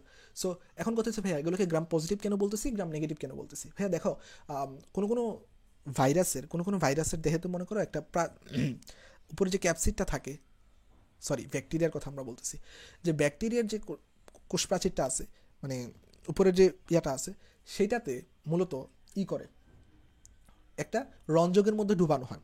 একটা রঞ্জকের মধ্যে ডুবানো হলে যখন এগুলা রঞ্জক ধারণ করে তখন সেগুলোকে বলা হয় গ্রাম পজিটিভ। যখন সেগুলো রঞ্জক ধারণ করে না সেগুলোকে বলতেছে গ্রাম নেগেটিভ। যে সকল ব্যাকটেরিয়া রঞ্জক ধারণ করে তাদের প্রাচীরটা মূলত মোটা হয়, মোটা হওয়ার কারণে তারা তুলনামূলক রং ধারণ করতে পারে। আর যাদের যেমন প্রাচীর পাতলা, যেমন বলতেছিলাম এন্টেরোব্যাকটেরিয়া, সালমোনেলা, সিগেলা, ভিব্রিও কলেরা, এগুলা কি করে, এগুলার আসলে প্রাচীরটা একটু পাতলা, পাতলা হওয়ার কারণে এরা রং ধারণ করতে পারে না খুব একটা, তাই এদের মানে আগের সেম কালারই থাকে। তাই আকারের প্রতি পজিটিভ রিয়েকশন যারা দেয় তারা হচ্ছে গ্রাম পজিটিভ, সরি রঙের প্রতি মানে কালারের প্রতি পজিটিভ যে রিয়েকশন দেয় সেটা হচ্ছে গ্রাম পজিটিভ, কালারের প্রতি নেগেটিভ যারা রিয়েকশন দেয় তারা হচ্ছে গ্রাম নেগেটিভ। ওকে, সো এখানে গ্রাম নেগেটিভ ব্যাকটেরিয়া চাইছে।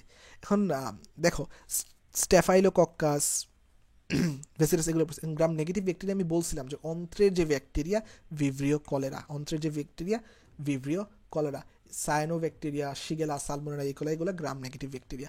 জেনেটিক্যালি নিয়ন্ত্রিত মৃত্যুকে বলা হয় অ্যাপোপ্টোসিস। এটা খুবই কমন কোশ্চেন, জেনেটিক্যালি নিয়ন্ত্রিত মৃত্যুকে অ্যাপোপ্টোসিস। তাও একটু বলি, আমাদের জন্মের সময় আমাদের যে হাত আছে, হাতগুলা কিন্তু একসাথে থাকে, মানে হাতের যে মানে আঙুলগুলো আছে, আঙুলগুলো একসাথে লাগানো থাকে, মাঝখানে একটা চামড়া বা পর্দা থাকে।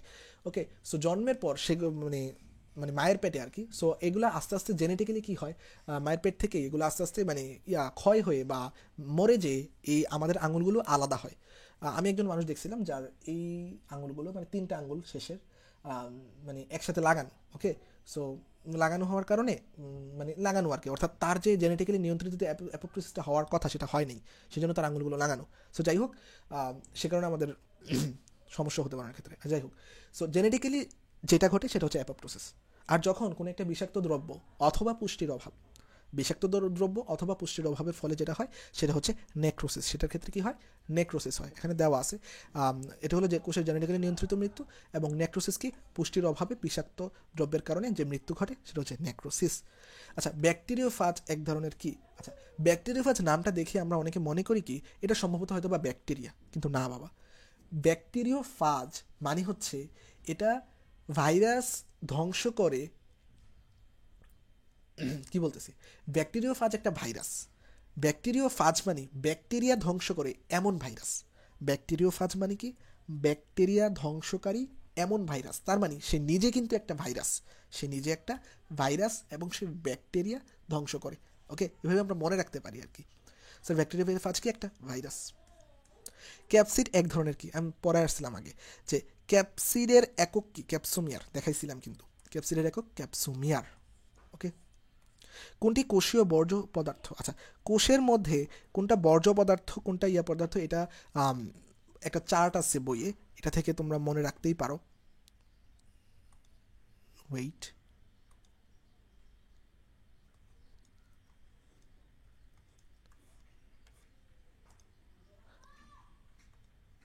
আচ্ছা চারটা হয়তো আনা হয় নাই, বাট যাই হোক মনে রাখতে পারো। কীভাবে মনে রাখতে পারো? দেখো, বর্জ্য পদার্থ কি, দেখো কোষের মধ্যে যে গুরুত্বপূর্ণ যে মানে খরিত পদার্থগুলো আছে সেগুলো হচ্ছে হাড়, পেন,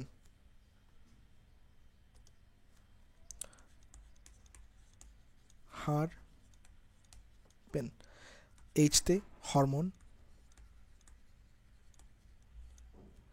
ইতে এনজাইম, পিগমেন্ট, আর এটা হচ্ছে নেকটার। ওকে, এগুলা বাদে কিছু পরিমাণ খরিত পদার্থ আছে, এগুলা বাদে কিছু পরিমাণ মানে এগুলো তো খরিত পদার্থ, বাট কিছু পরিমাণ বর্জ্য পদার্থ আছে, সেগুলো হচ্ছে রেজিন, টেনিন, লাটেক্স, অ্যালকালয়েড, জৈব উদয়ী তেল বা ক্রিস্টাল। এখানে মূলত অ্যালকালয়েডটা ইম্পর্টেন্ট আছে, রেজিন, টেনিন এগুলোও ইম্পর্টেন্ট। ওকে, জৈব অ্যাসিড, উদয়ী তেল এগুলো একটু মনে রাখবা, বর্জ্য পদার্থ। তাহলে আমরা তো জানি যে এগুলো হচ্ছে ইম্পর্টেন্ট, নেকটার, পিগমেন্ট এগুলো তো মানে কোষের একটা ইম্পর্টেন্ট খরিত পদার্থ। ওকে, সো তো এখানে যে শর্করা তো মানে বর্জ্য হতে পারে না, শর্করা কখনো বর্জ্য হতে পারে? কখনোই পারে না। তার মানে বর্জ্য কী হবে? অ্যালকালয়েড। বর্জ্য কী হবে? অ্যালকালয়েড। ওকে,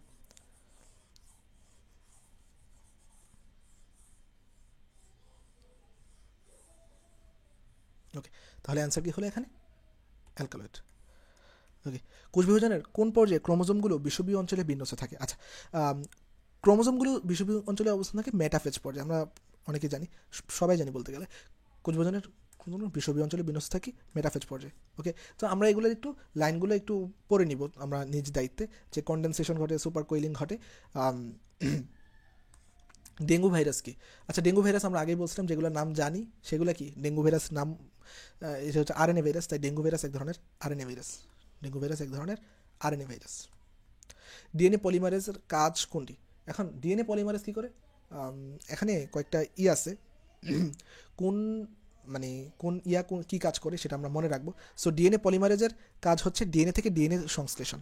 আরএনএ পলিমারেজের কাজ হচ্ছে মানে আরএনএ তৈরি করা আর কি, ডিএনএ হতে আরএনএ সংশ্লেষণ, মানে এটা তো এখন হবে না। তো ডিএনএ থেকে ডিএনএ সংশ্লেষণ কী বলা হয়? DNA polymerase.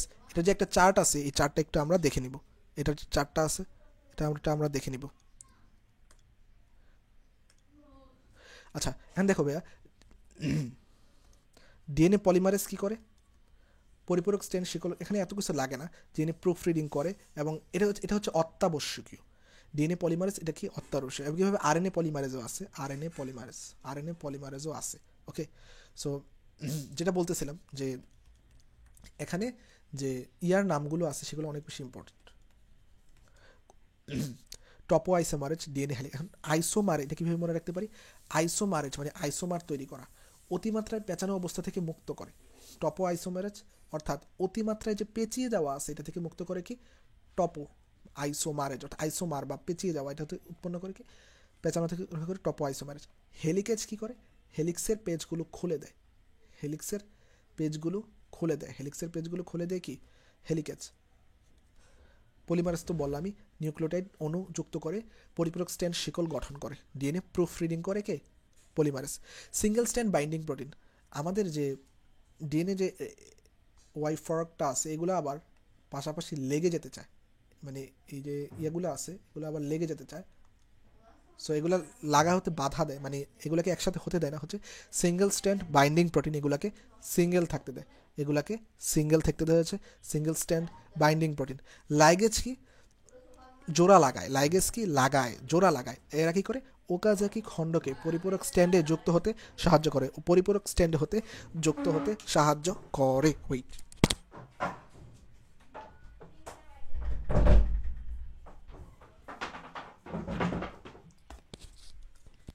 আচ্ছা, তারপর হচ্ছে প্রাইমেস। প্রাইমাস হচ্ছে আরএনএ প্রাইমারকে যুক্ত করে। শুধুমাত্র মনে রাখবে, প্রাইমার শব্দটা যদি থাকে তাহলে আমরা দেখাবো প্রাইমেস। আরএনএ প্রাইমারকে যুক্ত করে কি প্রাইমেস। ওকে, আসো। সো ডিএনএ থেকে ডিএনএ সংশ্লেষণ কি হবে পলিমারেস। উদ্ভিদ কোষে প্লাস্টিড আবিষ্কার করেন কে? বই পড়লে পারার কথা। উদ্ভিদ কোষে প্লাস্টিড ইয়ে করেন শিম্পার। রবার্ট ব্রাউন এখানে কি করেন? রবার্ট ব্রাউন কিন্তু নিউক্লিয়াস আবিষ্কার করেন। ওকে, আচ্ছা, এখানে নিজে চার্ট আছে, চার্ট থেকে পড়ে নিই।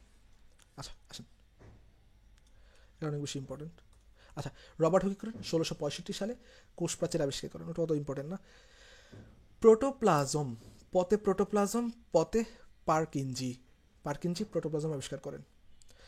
প্লাস্টিড আবিষ্কার করেন শিম্পার। আমরা এভাবে মনে রাখবো যে প্লাস্টিড কি উদ্ভিদের না, আর উদ্ভিদে কি ওঠে? শিম্পাঞ্জি ওঠে। উদ্ভিদে কি ওঠে? শিম্পাঞ্জি ওঠে, তাই প্লাস্টিড কি শিম্পার। তারপর হচ্ছে কলিকার বা অল্টম্যান মাইটোকন্ড্রিয়ার উপস্থিতি আবিষ্কার করেন। এখানে যেটা ইম্পর্টেন্ট, মাইটোকন্ড্রিয়া আবিষ্কার করেন হচ্ছে কার্ল বেন্ডা কি করেন? মাইটোকন্ড্রিয়ার আবিষ্কার করেন কার্ল বেন্ডা। এবং পোর্টার মানে কি? পোর্টার মানে বহন করা কিছু মনে হয় না। সো এন্ডোপ্লাজমিক রেটিকুলাম তো পরিবহনের কাজে সহায়তা করে, তাই না? সো তাহলে পোর্টার কি করেন? এন্ডোপ্লাজমিক রেটিকুলাম আবিষ্কার করেন। তারপর এখানে দেখো আলবার্ট ক্লড কি করেন?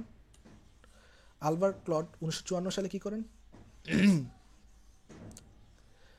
মাইক্রোজোম আবিষ্কার করেন এবং এটার পরবর্তীতে নাম দেন রবার্টস। তাহলে রাইবোজোম আবিষ্কার করেন আলবার্ট ক্লড, ওই হিসাবে রাইবোজোম আবিষ্কার করেন কি আলবার্ট ক্লড, বাট এটার যে নাম দেন এটা হচ্ছে রবার্টস। রবার্টস। গলগি বডি আবিষ্কার করেন ক্যামিলো গোলগি পেঁচা ও বিড়ালের স্নায়ুকোষ হতে গলগি বডি আবিষ্কার করেন বিজ্ঞানী ক্যামিলো গোলগি, পেঁচা ও বিড়ালের স্নায়ুকোষ হতে। তারপর দে দুভে 1955 সালে লাইসোজোম আবিষ্কার করেন। ভ্যান ব্যান্ডেন সেন্ট্রিওল আবিষ্কার করেন। রবার্টস ও ফ্রান্সি, এগুলো অত একটা ইম্পর্টেন্ট না। যেটা ইম্পর্টেন্ট, নিউক্লিয়াস আবিষ্কার করেন কি রবার্ট ব্রাউন। বাকিগুলো তোমরা পড়লেও পড়তে পারো। ক্রোমোজোম আবিষ্কার করেন বার্জার, আমরা সবাই জানি। ক্রোমোজোম আবিষ্কার করেন কে? বার্জার। হিস্টোন প্রোটিনের সাথে সংযুক্ত অবস্থায় ডিএনএ কে কি বলা হয়? আচ্ছা, যখন হিস্টোন প্রোটিনের সাথে ডিএনএ সংযুক্ত হবে তখন তাকে আমরা বলতেছি নিউক্লিওজোম। ক্রোমাটিড হয় না তো, সেলোনয়েড এগুলো হয় না। মিউসিস কোষ বিভাজনের কোন ধাপে ক্রসিং ওভার ঘটে? আচ্ছা, ক্রসিং ওভারের ধাপগুলো অনেক বেশি ইম্পর্টেন্ট, তোমরা একবার পড়ে নেওয়ার ট্রাই করবে। ওকে, আমি যদিও দেখাবো সামনে, বাট তাও দেখো একটু। এখানে বলছে যে ক্রসিং ওভার কোথায় ঘটে। আচ্ছা, ক্রসিং ওভার ঘটে প্যাকাইটিন পর্যায়ে। কীভাবে মনে রাখতে পারি আমরা? খেয়াল করো, প্যাকাইটিন দ্বারা মনে রাখবা বাচ্চা মনে রাখবা। সো ধরো বাচ্চারা কি করবে? প্যাক করবে। তো কোন ধাপে হবে? প্যাকাইটিন পর্যায়ে হবে তার মানে। ওকে, তারপর তারা মানে ঝামেলা লাগাই দিবে, তার মানে ক্রিসক্রস মানে কায়াজমা সৃষ্টি করবে। ক্যাওস সৃষ্টি করবে বাচ্চারা। তার মানে কায়াজমা সৃষ্টি হয় কোথায়? যখন কায়াজমা দেখতে কি রকম এক্স আকৃতির, তো এটাকে আমরা বলি কি টেট্রাড সৃষ্টি করবে। তো এই সব কিছুই হবে কি প্যাকাইটিনে, সব কিছুই হবে প্যাকাইটিনে। এরপর আসো জাইগোটিন মানে হচ্ছে জোড়া। আমরা দেখি এখান থেকে সবগুলো একসাথে পড়িয়ে দিই। আচ্ছা দেখো, প্রথম কথা হচ্ছে লেপটোডিনের ক্ষেত্রে মনে রাখবা মানে এটা তো প্রথম পর্যায়ে, এটা জল বিয়োজন থেকে বেশি কোশ্চেন হয়ও না। জল বিয়োজন ঘটে, দৃষ্টিগোচরক্ষম ক্রোমোজোম হয়, এর থেকে বেশি ইম্পর্টেন্ট হচ্ছে জাইগোটিনে কি হয়? সিনেপসিস ঘটে। জাইগোট মানে কি? জোড়া। যেহেতু জোর বাঁধার যে প্রক্রিয়া এটাকে বলা হয় সিনেপসিস। আমি আবারও বলতেছি, ক্রোমোজোমগুলোর জোর বাঁধার যে প্রক্রিয়া এটাকে বলা হয় সিনেপসিস। এবং জোর বাঁধার পর মানে জোর বাঁধা ক্রোমোজোমগুলোকে বলা হয় বাইভ্যালেন্ট। সব কিছুই জাইগোটিনে ঘটে, অর্থাৎ জোর বাঁধে সিনেপসিস জাইগোটিনে, জোর বাঁধার পর যা তৈরি হয় তাকে বলা হয় বাইভ্যালেন্ট, তাও জাইগোটিনে। অর্থাৎ জোড়া নিয়ে যত কথা আছে সবই জাইগোটিনে। তারপর হচ্ছে প্যাকাইটিন তো আমি বললামই বাচ্চা প্যাক করে। তার মানে কি হবে? কায়াজমা সৃষ্টি হবে, টেট্রাড সৃষ্টি হবে, সেন্ট্রোমিয়ার ব্যতীত ক্রোমোজোমের বিভক্তি হবে, যেহেতু মানে সেন্ট্রোমিয়ার ব্যতীতই তো বিভক্ত হবে, যেহেতু মানে এক্স আকৃতির, যেহেতু কায়াজমা সৃষ্টি হচ্ছে, যে এক্স আকৃতির যেহেতু সৃষ্টি হচ্ছে। ক্রসিং ওভার ঘটবে, যেহেতু জিনের আদান প্রদান হয় সেহেতু ক্রসিং ওভার ঘটবে। তারপর ডিপ্লোটিন, ডিপ্লোটিন তো সবার শেষের স্তর, আমরা জানি প্রান্তীয়করণ ঘটে। ডিপ্লোটিনে কি ঘটে? প্রান্তীয়করণ ঘটে, এবং লুপের সৃষ্টি হয়, যে লুপের সৃষ্টি হয় প্রান্তীয়করণ ঘটে। বাইভ্যালেন্টের বিকর্ষণ হয়, না হলে প্রান্তীয়করণ কীভাবে হবে? 90 ডিগ্রি অথবা 180 ডিগ্রির যে প্রান্তীয়করণ ঘটে। এছাড়া শেষেরটা আছে ডায়াকাইনেসিস। ডায়াকাইনেসিস পুরাপুরি যে আমাদের মাইটোসিস কোষ বিভাজনের যে প্রোফেজ আছে তার মানে বিপরীত, মানে কি বলি, তার মতোই, টেলোফেজ আছে তার মতোই, মানে আগের মতোই, মানে প্রথম যে পর্যায়টা তার বিপরীত আর কি।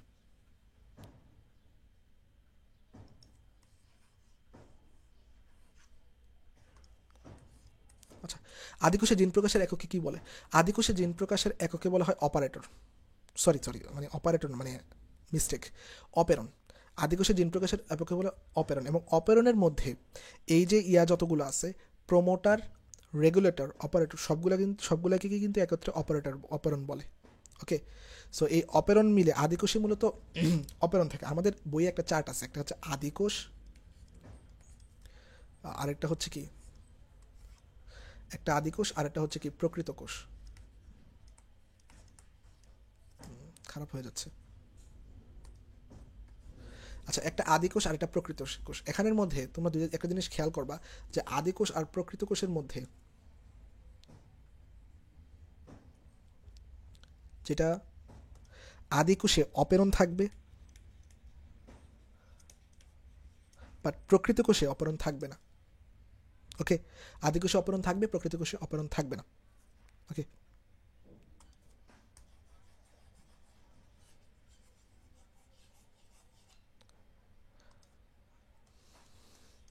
দেখো এখানে দেওয়া আছে, এই যে অপারেটর বা জিন চালক, সবগুলাই কিন্তু অপেরণের মধ্যে পড়ে। প্রোমোটার বলো, গাঠনিক জিন বলো, রেগুলেটর জিন বলো বা নিয়ন্ত্রক জিন বলো, সবগুলাই কিন্তু ইয়ার মধ্যে পড়ে। এই যে প্রকাশের ইউনিটকে, আদিকোষে জিন প্রকাশের ইউনিটকে কি বলে?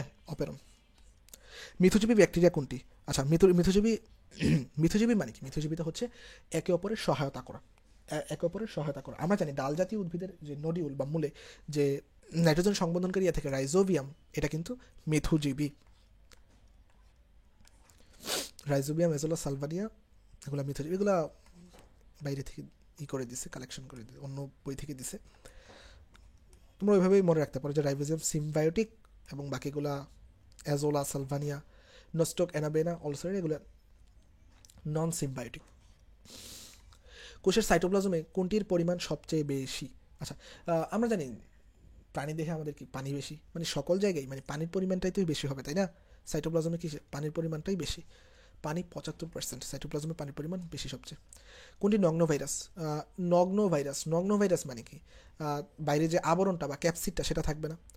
সো আবরণটা বা ক্যাপসিডটা যদি না থাকে, আবরণটা বা ক্যাপসিডটা যদি না থাকে, প্রিয়ন কি? প্রিয়ন কি একটা প্রোটিন। আর ভিরোয়েড কি? ইয়া, সো এই দেখা এখানে দেখাইতেছি, ক্ষুদ্রতম সংক্রামক ক্ষমতাসম্পন্ন অণুজীব হচ্ছে ভিরোয়েড, এবং প্রিয়ন হচ্ছে কি এক প্রকার সংক্রামক সত্তা, এবং শুধু প্রাণীদেহে রোগ সৃষ্টি করে বলে জানা গেছে। বলছিলাম যে প্রিয়ন হচ্ছে প্রাণীদেহে, ভিরোয়েড উদ্ভিদ প্রাণী দুইটাতেই, এখানে তো এটার কথা বলা নাই। তো যাই হোক, নগ্ন ভাইরাস এটা ভিরোয়েড বলা আছে। এখন আমরা যেটা দেখছিলাম যে প্রিয়ন হচ্ছে নিউক্লিক অ্যাসিড সমৃদ্ধ। এখন টি টু ব্যাকটেরিয়া, এই দুইটার মধ্যে মানে প্রিয়ন তো শুধুমাত্র প্রোটিন, ঠিক আছে? তার মানে আছে, তার মানে ভিডিওকে মোস্ট অ্যান্সার দেওয়া যায় কোনো। এখন এটা কীভাবে দিছে এটা বলতে পারেন, বাট এটা একটু রাখো, বাট অনুযায়ী তো মিলে না। ওকে,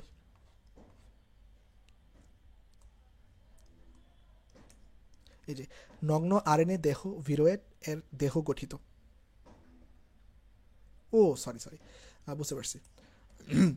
এখানে নগ্ন ভাইরাস, আরএনএ ভাইরাস বলতে আমাদের এখানে কী বুঝেছে? আমাদের এখানে বাইরে কি ভিরোয়েডের বাইরে কি, মানে ইয়ার উপরেও কি আরও একটা কি স্তর থাকে? থাকে না তো। পেপলোমিয়ার বা লিপোমিয়ারের কোনো স্তর থাকে? নাই তো, তাই না?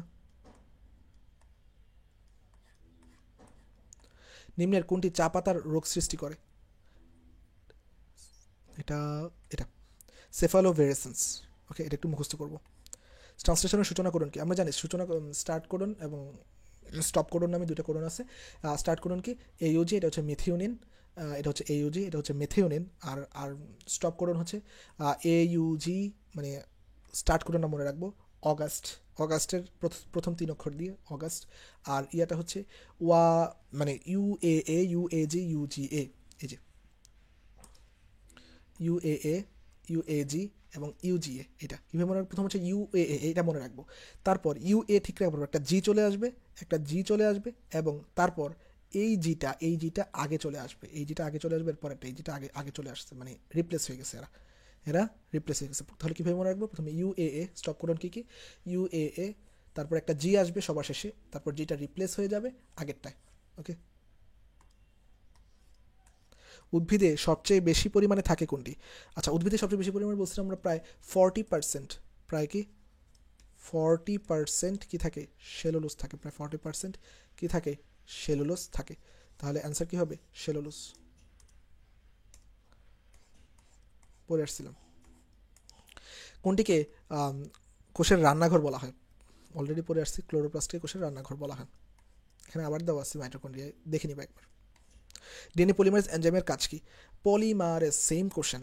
ডিএনএ পলিমারেজ ডিএনএ থেকে ডিএনএ তৈরি, মানে ডিএনএ থেকে ডিএনএ তৈরিতে সহায়তা করে ডিএনএ পলিমারেজ।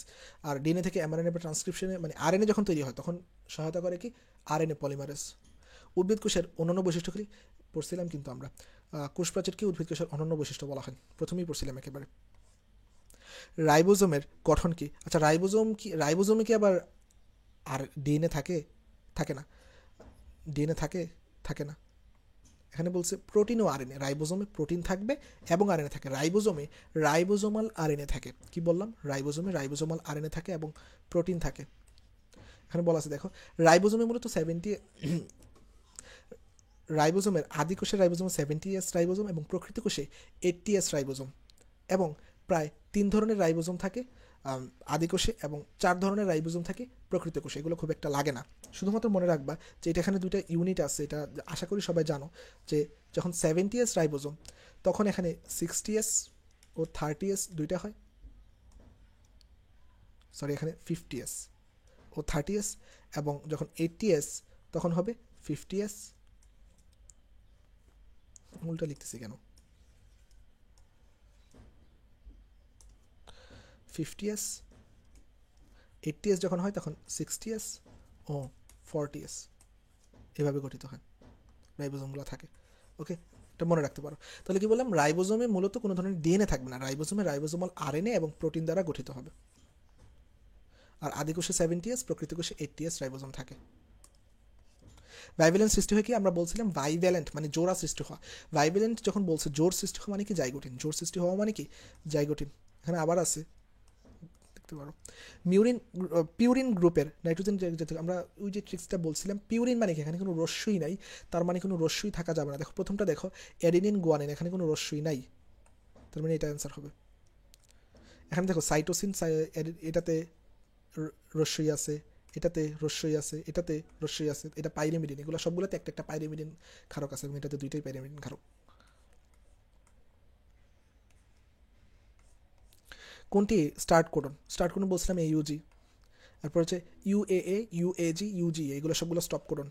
এবং স্টার্ট কোডন এটা মেথিওনিন করে, এটা মেথিওনিন নির্দেশ করে, যেখানে বলাই আছে এখানে মেথিওনিন নির্দেশ করে, এখানে মেথিওনিন নির্দেশ করে।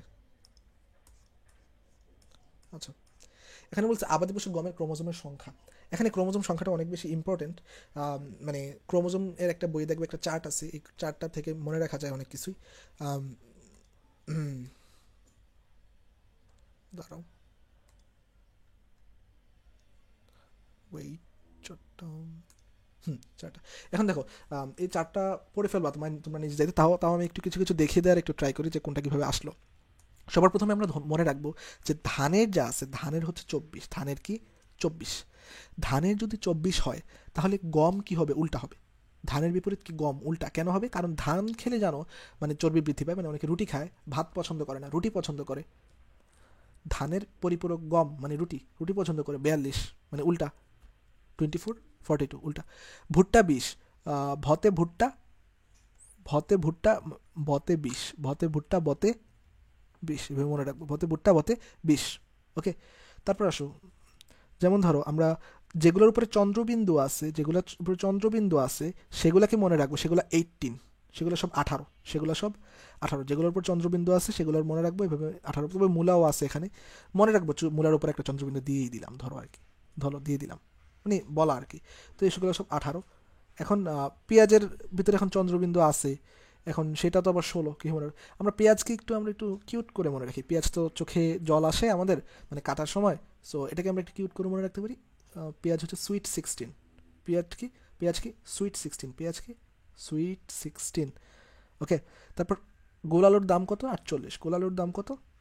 48, গোল আলুর দাম কত? 48। তারপর আসো মানুষের কি 46, এটা সবাই জানি 46। এখন গরুর জানার, গরু কি সাহেব, গরু হচ্ছে বস সাহেব, গরু হচ্ছে বস সাহেব, বসের তো সবসময় 60 লাগে, বড় জিনিস না, গরু বস, বস মানে এই যে ধরো বসটাকে আমরা একটু ইয়াতে লিখলাম বস, 60 মানে 60, 60। এখন গরু যেহেতু বস, ছাগলও বসই, মানে ওই টাইপেরই প্রাণী, তো ছাগলও 60। এখন কবুতর হচ্ছে 80। তো এটা কীভাবে মনে রাখতে পারি? হ্যাঁ, মনে রাখবো যে আগেকার দিনে কিন্তু কবুতর দিয়ে চিঠি আদান প্রদান করা হতো, চিঠি আদান প্রদান করা হতো, এই জন্য মনে রাখবো যে 40 কিলোমিটার, 40 কিলোমিটার পথ দূরে কবুতর চিঠি দিতে যাইতো, তাই যাওয়া আসা মিলে 40 + 40 = 80, তার মানে কবুতরের 80 কিলোমিটার মোট পথ অতিক্রম করতে হতো। এ থেকে মনে রাখবো যে কবুতরের যে ক্রোমোজোম সংখ্যা এটা হচ্ছে 80। তোমরা যেভাবে মনে রাখতে পারো, আগে যদি কেউ অন্য ট্রিক্স দিয়ে মনে রাখো তাহলে আরও ভালো, সেভাবে মনে রাখবা। তারপর আসো আর কোনো মনে রাখাতে গিনিপিগ, গিনিপিগের 64, এটা অনেকেই জানি আমরা, মুখস্থ হয়ে গেছে অনেকের, গিনিপিগের 64, 64। আচ্ছা গৃহমাছি, আচ্ছা মনে রাখবা ঘরে যখন আমাদের মাছি থাকে তখন আমাদের 2 হাত, তখন আমাদের 2 হাত দিয়ে মারা লাগে, 2 হাত দিয়ে আমরা মারি, 2 হাতে 10টা আঙ্গুল, তো 10টা থেকে 2টা বেশি গৃহমাছি, এভাবে একটু মনে রাখতে পারো। গৃহমাছি, ঘরের মাছি, 10টা তো হয় না, 10টা দেখো এখানে কিন্তু 10টা কিছুই নাই, 10 দিয়ে এখানে কিছুই নাই, মানে এখানে মানে কোনোটা কিন্তু 10 নাই, তাই 2টা, 10টা থেকে 2টা বেশি গৃহমাছি, ঘরের মাছি, ঘরের মাছি, গৃহমাছি কি হবে 12, ঘরের মাছি কি 12।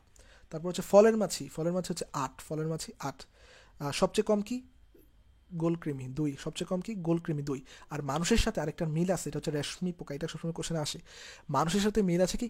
রেশম পোকা, মানুষের সাথে মিল আছে রেশম পোকা। আর হাইড্রার 32, এটা মনে হয় না পড়াতে হবে, হাইড্রার 32, হাইড্রা 32। সো অনেকগুলো দেখিয়ে দিলাম, আর বাকিগুলো তোমরা দেখে নিবা। ওকে, সো আবাদি গমের মধ্যে, এখানে গমেরটা চাইছে, গমেরটা চাইছে, আমরা বলছিলাম ভাতের উল্টা মানে ধানের উল্টা, ধানের উল্টা কত? 42, ধানের উল্টা কত? 42। ওকে, ক্রোমোজোম, ক্রোমোজোমে কোন প্রোটিন বিদ্যমান? ওকে, এখন ক্রোমোজোমে আমরা জানি হিস্টোন প্রোটিন বিদ্যমান, পড়ছিলাম আমরা, ক্রোমোজোমে হিস্টোন প্রোটিন বিদ্যমান। কোষবিভাজনের কোন পর্যায়ে ক্রসিং ওভার ঘটে? কোষবিভাজনের ক্রসিং ওভার, আমরা বলছিলাম ক্রসিং ওভার মানে প্যাক মানে প্যাকাইটিন। ডিএনএ এর গঠন আবিষ্কার করেন কে? ডিএনএ এর গঠন আবিষ্কার করেন ওয়াটসন ও ক্রিক, পড়ছিলাম। নিচের কোনটি প্রকৃত কোষ দ্বারা গঠিত?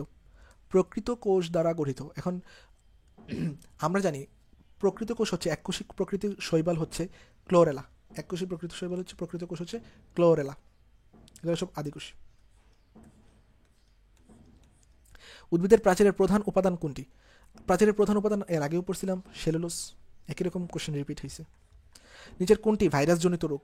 ভাইরাসজনিত রোগ হচ্ছে, আচ্ছা আমরা বলছিলাম ভাইরাস, একটা হচ্ছে ভাইরাস আর একটা হচ্ছে তোমরা বইয়ে একটা চার্ট আছে দেখবা যে ভাইরাসের যে নামগুলো আছে সেগুলোর উপরে একটা কিছু চার্ট আছে, যেমন বুশিস্ট্যান্ট ভাইরাস, ধানের টুংরো রোগ, তারপর বানচিটপ ভাইরাস, কলার।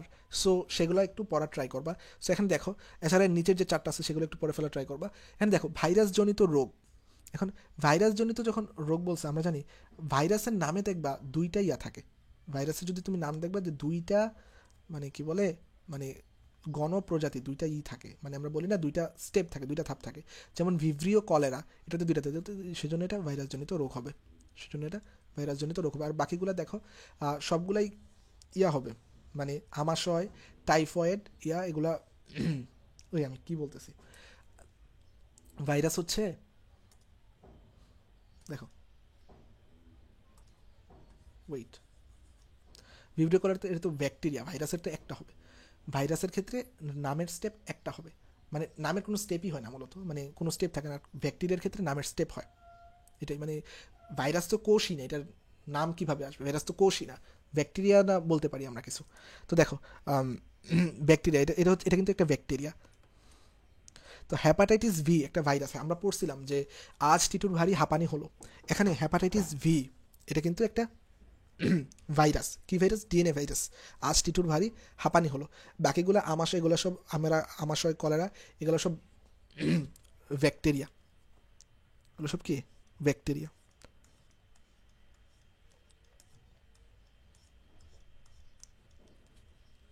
নিচের কোনটি ঝিল্লিবদ্ধ অঙ্গাণু, কোষীয় অঙ্গাণু নয়? দেখো, ঝিল্লিবদ্ধ অঙ্গাণু, ঝিল্লিবিহীন অঙ্গাণু, এগুলো আমরা পড়ে আসছি যে মা ইভা পাগল দিয়ে, তাই না? মা ইভা পাগল। এখানে দেখো, এখানে যদি আবার একটু লিখি, ঝিল্লিবদ্ধ অঙ্গাণু হচ্ছে মা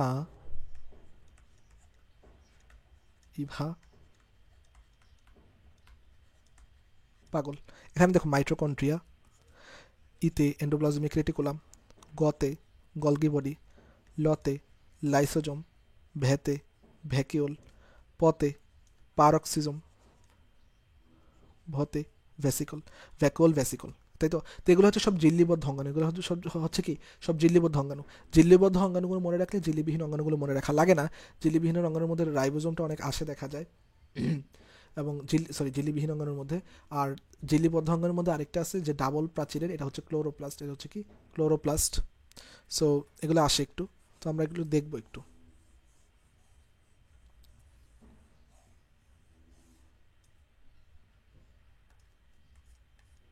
তাহলে এখন উত্তর কী হবে? এখন বলছে কোনটি ঝিল্লিবদ্ধ অঙ্গাণু নয়। সো মা ই ভা পাগল, এখানে সবগুলো আছে, বাট দেখো স নাই, মানে ওখানে কোনো শব্দে স নাই, কিন্তু মা ই ভা পাগল এখানে কিন্তু কোনো স নাই। নিজের কোন এনজাইমটি রিকম্বিনেন্ট ডিএনএ টেকনোলজিতে ডিএনএ অণু কাটার জন্য ব্যবহৃত হয়? আর ডিএনএ অণু কাটার জন্য ব্যবহৃত হয় রেস্ট্রিকশন। রেস্ট্রিক্ট করে, কেটে ফেলে, রেস্ট্রিকশন, কেটে ফেলে। রেস্ট্রিকশন এনজাইম ডিএনএ অণু কর্তনে সহায়তা করে, ডিএনএ আরএনএ পলিমারেজ আরএনএ সংশ্লেষণে, ডিএনএ অনুলিপনের জন্য ডিএনএ পলিমারেজ লাইগেস লাগায়, জোড়া লাগায়, ডিএনএ কাঙ্ক্ষিত ডিএনএকে জোড়া লাগাতে সহায়তা করে লাইগেস। তবে মনে রাখবো, প্রাইমারকে জোড়া লাগাতে কিন্তু সহায়তা করে প্রাইমেস, প্রাইমারকে জোড়া লাগাতে সহায়তা করে কে? প্রাইমেস। কোনটি ব্যাকটেরিয়া ঘটিত রোগ? আহ, এই একটা জিনিস লক্ষ্য করছো, কোনটা ব্যাকটেরিয়া ঘটিত রোগ, কোনটা ভাইরাস ঘটিত রোগ, এরকম প্রশ্ন বেশি আসতেছে। তো আমরা এগুলো একটু দেখে আসবো বই থেকে। এই যে দেখো, মানুষের রোগ, মানুষের ব্যাকটেরিয়া দ্বারা যে রোগগুলো আছে, যে একটু আগে যে বলতেছিলাম আমি, যে ডাবল যে নাম থাকে, ডাবল নাম থাকে হচ্ছে এই যে ব্যাকটেরিয়ার, কারণ ব্যাকটেরিয়া একটা কোষ, তাই তো? আর ভাইরাস তো কোষই না। সো ডাবল নাম থাকে কি? ব্যাকটেরিয়ার। এখানে দেখো, মানুষের যে রোগগুলো আছে, কলেরা, ভিব্রিও কলেরা, টাইফয়েড, আমাশয়, সবগুলোতে ডাবল ডাবল ই। সো মানুষের রোগ কী কী? নিউমোনিয়া, টাইফয়েড, কলেরা, ডিপথেরিয়া, ধনুষ্টঙ্কার বা টিটেনাস, হুপিং কাশি, এগুলা। ওকে। আর কিছু যৌনবাহিত রোগ আছে, গনেরিয়া, সিফিলিস আছে। নামগুলার বৈজ্ঞানিক নামগুলো তোমরা দেখতে পারো। ইয়াতে দেখছি, তো খুব একটা দেখলাম না আসতে, বাট তাও দেখতে পারো তোমরা, যে মানে নামের মধ্যে দেখবে একটা মিল আছে। ডিপথেরিয়া মানে ডিপথেরিয়া, নিউমোনিয়া মানে নিউমোনিয়া, সালমোনেলা টাইফি মানে টাইফয়েড। ইয়াটাতে একটু মিল পাবা না। আমাশয় ডিসেন্ট্রি আছে, আমাশয় একটু মিল পাবা না খুব একটা। ব্যাসিলাস ডিসেন্ট্রি, হুপিং কাশি দেখা যাচ্ছে না, তবে মিল আছে কিছু একটা। সিফিলিস। আর অন্যান্য প্রাণীর অ্যানথ্রাক্স, এই যে অ্যানথ্রাসিস। হাঁস মুরগির কলেরা, অ্যাভিস মানে পাখি, তার মানে হাঁস মুরগি তো এক প্রকার পাখি। বোভা, গৃহপালিত মানি বোভা, বোবা গৃহপালিত ইয়াগুলো কি হয়? বোবা হয়। গৃহ মানে গরু মহিষ কি হয়? বোবা হয়। আমরা বলি না এগুলো বোবা প্রাণী, এই তো। সো এগুলো থেকে কোশ্চেন আসতেছে এখানে। এখানে চাইছি কি? কোনটি ব্যাকটেরিয়া ঘটিত রোগ? ব্যাকটেরিয়া ঘটিত রোগ এখন পরে আসলাম আমরা আমাশয়। এখন ডেঙ্গু, হাম, ফ্লু, এগুলো কিন্তু ব্যাকটেরিয়া ঘটিত না। ইভোলা, মানে এগুলো সব ইয়া ঘটিত, ভাইরাস, ফ্ল্যাবি ভাইরাস, ডেঙ্গু। উদ্ভিদ কোষের প্রধানত কোনটি অনুপস্থিত? উদ্ভিদ কোষের সেন্ট্রিওল অনুপস্থিত, আমরা সবাই জানি। কারণ আমরা জানি যে সেন্ট্রিওল কখন তৈরি হয়? যখন এই যে কি বলে, মাইক্রোফিলামেন্ট, মানে যখন কোষ বিভাজন হয়, যখন মাইটোসিস পর্যায়ে যখন কোষ বিভাজন হয়, তখন দুই প্রান্তে সেন্ট্রিওল দেখা যায়। সেন্ট্রিওল এস্টার রশ্মি নির্গত করে। ওকে, তো এটা প্রাণী কোষে হয়, উদ্ভিদ কোষে না। উদ্ভিদ কোষের বহিরাবরণ কি? উদ্ভিদ কোষের বহিরাবরণ হচ্ছে কি? টোনোপ্লাস্ট। টোনোপ্লাস্ট হচ্ছে কোষ গহ্বরের, টোনোপ্লাস্ট কোষ গহ্বরের। প্লাজমা মেমব্রেন না। আচ্ছা, উদ্ভিদ কোষ বলছে, উদ্ভিদ কোষের হচ্ছে অবশ্যই কোষ প্রাচীর। কোষ প্রাচীর। প্লাজমা মেমব্রেন হচ্ছে প্রাণী কোষের বাহিরের কোষ প্রাচীর। টোনোপ্লাস্ট হচ্ছে কোষ গহ্বরের কোষ প্রাচীর। পিঠ প্রাচীর তো যে পিঠ মেমব্রেন ওইখান থেকে আসছে, বাট এটা না। তাহলে উদ্ভিদ কোষের বাইরে থেকে কোষ প্রাচীর, প্রাণী কোষের বাইরে থেকে প্লাজমা মেমব্রেন।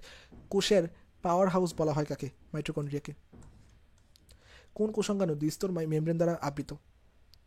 দ্বিস্তরী মেমব্রেন দ্বারা। আবার ওই যে একটু আগে পড়ে আসছিলাম যে ক্লোরোপ্লাস্ট, ক্লোরোপ্লাস্টকে বলা হয় দ্বিস্তরী মেমব্রেন দ্বারা গঠিত, দ্বিস্তরী মেমব্রেন দ্বারা গঠিত ক্লোরোপ্লাস্ট। এই যে 2 স্তর বিশিষ্ট ক্লোরোপ্লাস্ট হয়ে থাকে।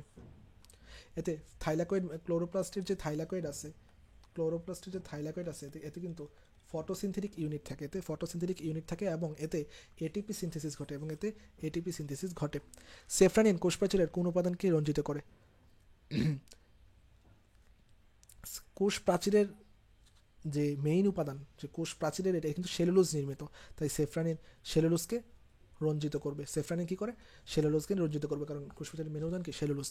ক্রসিং ওভার কোষ বিভাজনের কোন পর্যায়ে ঘটে? আমরা বলছিলাম ক্রসিং ওভার মানে কায়াজমা সৃষ্টি হওয়া, মানে প্যাকপ্যাক হওয়া, মানে গ্যাঞ্জাম, মানে প্যাকপ্যাক, মানে প্যাকাইটিন। প্রশ্ন অনেকবার আসছে। প্রিয়ন্স কি? প্রিয়ন্স বলছিলাম শুধুমাত্র একটা মানে প্রোটিন। ওকে, শুধুমাত্র প্রোটিন না, রোগ সৃষ্টিকারী প্রোটিন। খেয়াল রাখবে, কিন্তু শুধু প্রোটিনও আছে, শুধু প্রোটিন কিন্তু হবে না, এটা হবে রোগ সৃষ্টিকারী প্রোটিন, রোগ সৃষ্টিকারী প্রোটিন। নিচের কোন প্রোক্যারিওটিক কোষের বৈশিষ্ট্য অথবা উদাহরণ নয়? এখন প্রোক্যারিওটা মানে হচ্ছে আদিকোষী। আদিকোষে মাইটোকন্ড্রিয়া থাকে না, আদিকোষে মাইটোকন্ড্রিয়া থাকে না, কারণ মাইটোকন্ড্রিয়া নিজেই তো আদিকোষে। আমরা জানি কি যে মাইটোকন্ড্রিয়া এবং যে কোষের যে প্লাস্টিড, এই দুইটা কিন্তু এন্ডোসিম্বায়োসিস প্রক্রিয়ায় কোষের মধ্যে প্রবেশ করছে। এই মাইটোকন্ড্রিয়া এবং প্লাস্টিড এই দুইটার কিন্তু নিজস্ব ডিএনএ আছে, এবং যেহেতু বলা হয় যে এরা এন্ডোসিম্বায়োসিস প্রক্রিয়ায় ব্যাকটেরিয়া আকারে আগে কোষে প্রবেশ করছে, তাই মাইটোকন্ড্রিয়া এবং প্লাস্টিডের নিজস্ব ডিএনএ 70S ধরনের। ওকে, তাই এদের ডিএনএ কি মাইটোকন্ড্রিয়া ডিএনএ কি 70S ধরনের। ওকে,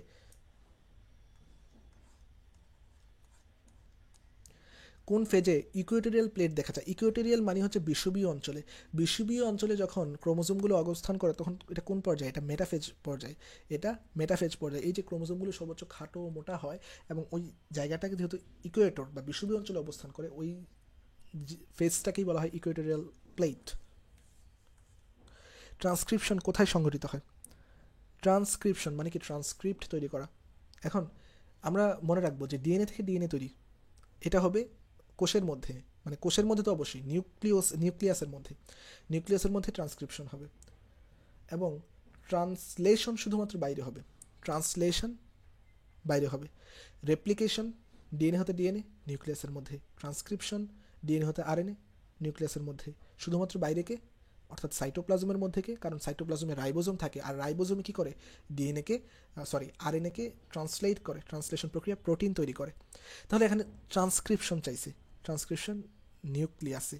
আর যদি মানে শেষেরটা মানে হচ্ছে প্রোটিন তৈরি হওয়ার প্রক্রিয়া, অর্থাৎ হচ্ছে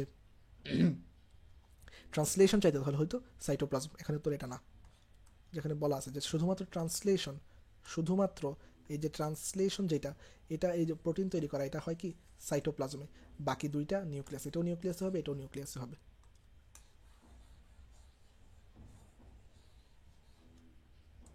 নেক্সট, প্লাজমোডিয়াম ভিভেক্সের জীবনচক্র সাইজন্টকে কী দশা হয়? আমরা দেখছিলাম যে প্লাজমোডিয়াম ভিভেক্সের জীবনচক্রে সাইজন্ট মেরোজয়েড দশা হয়। দেখবা সাইজন্ট জীবনচক্র সাইজন্ট থেকে কী দশা হয়। এখন সাইজন্ট কী ভাইয়া? সাইজন্ট হচ্ছে এগুলো বহু নিউক্লিয়াস বিশিষ্ট একটা দশা। সাইজন্ট হচ্ছে বহু নিউক্লিয়াস বিশিষ্ট দশা, এবং মাঝখানে হিমোজয়েন থাকে। মাঝখানে কি থাকে? হিমোজয়েন মানে যে বর্জ্য পদার্থ, মানে ধরো এই যে এরকম কিছু কিছু বর্জ্য পদার্থ থাকে। এখন এইটা হতে দেখবা আস্তে আস্তে কিন্তু রোজেট তৈরি হয়। এটা হতে এর পরের ধাপে আস্তে আস্তে রোজেট তৈরি হয়, এবং রোজেট হতে মেরোজয়েট তৈরি হয়। সো সাইজন্ট থেকে মূলত এখানে যেহেতু আছে মেরোজয়েট আছে, মেরোজয়েট উত্তর হবে। ওকে, তাহলে সাইজন্ট হতে পরবর্তীতে কি তৈরি হয়?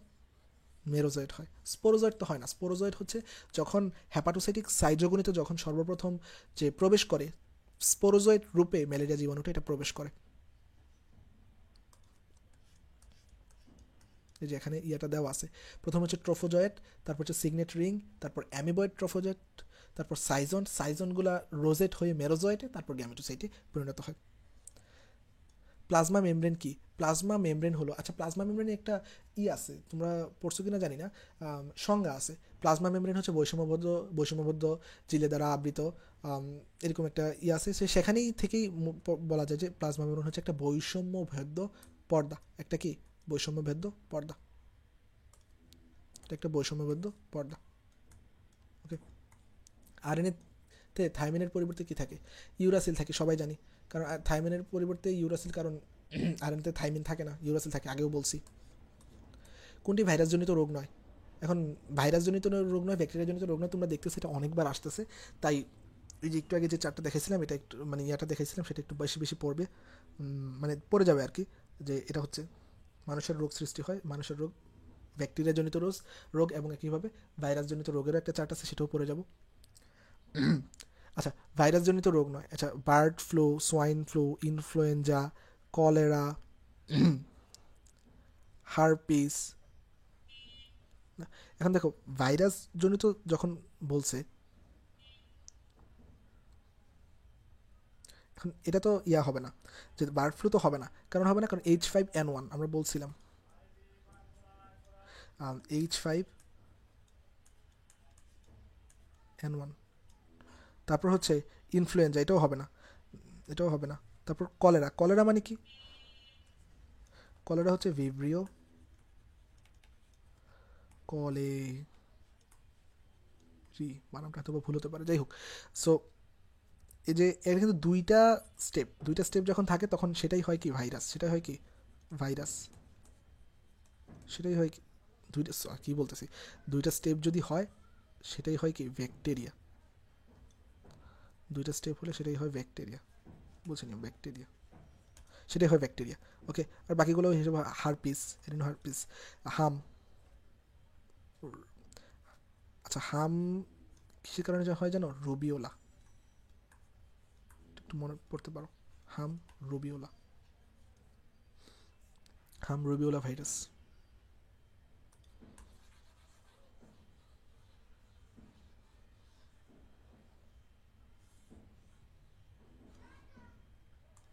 ওকে, নেক্সট।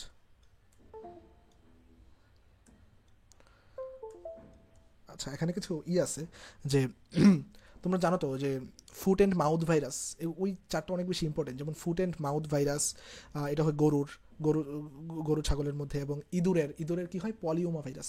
ইঁদুরের পলিওমা ভাইরাস, এগুলা দেখবা যে টমেটোর বুশিস্টেন্ট, কলার বাঞ্চি টপ, ধানের টুংরো রোগ, ওকে, তামাক পাতার মোজাইক রোগ, এগুলো একটু দেখবে। ক্রেবস চক্র কোথায় উৎপন্ন হয়? আমরা জানি গ্লাইকোলাইসিস বাদে সব কিছুই মাইটোকন্ড্রিয়া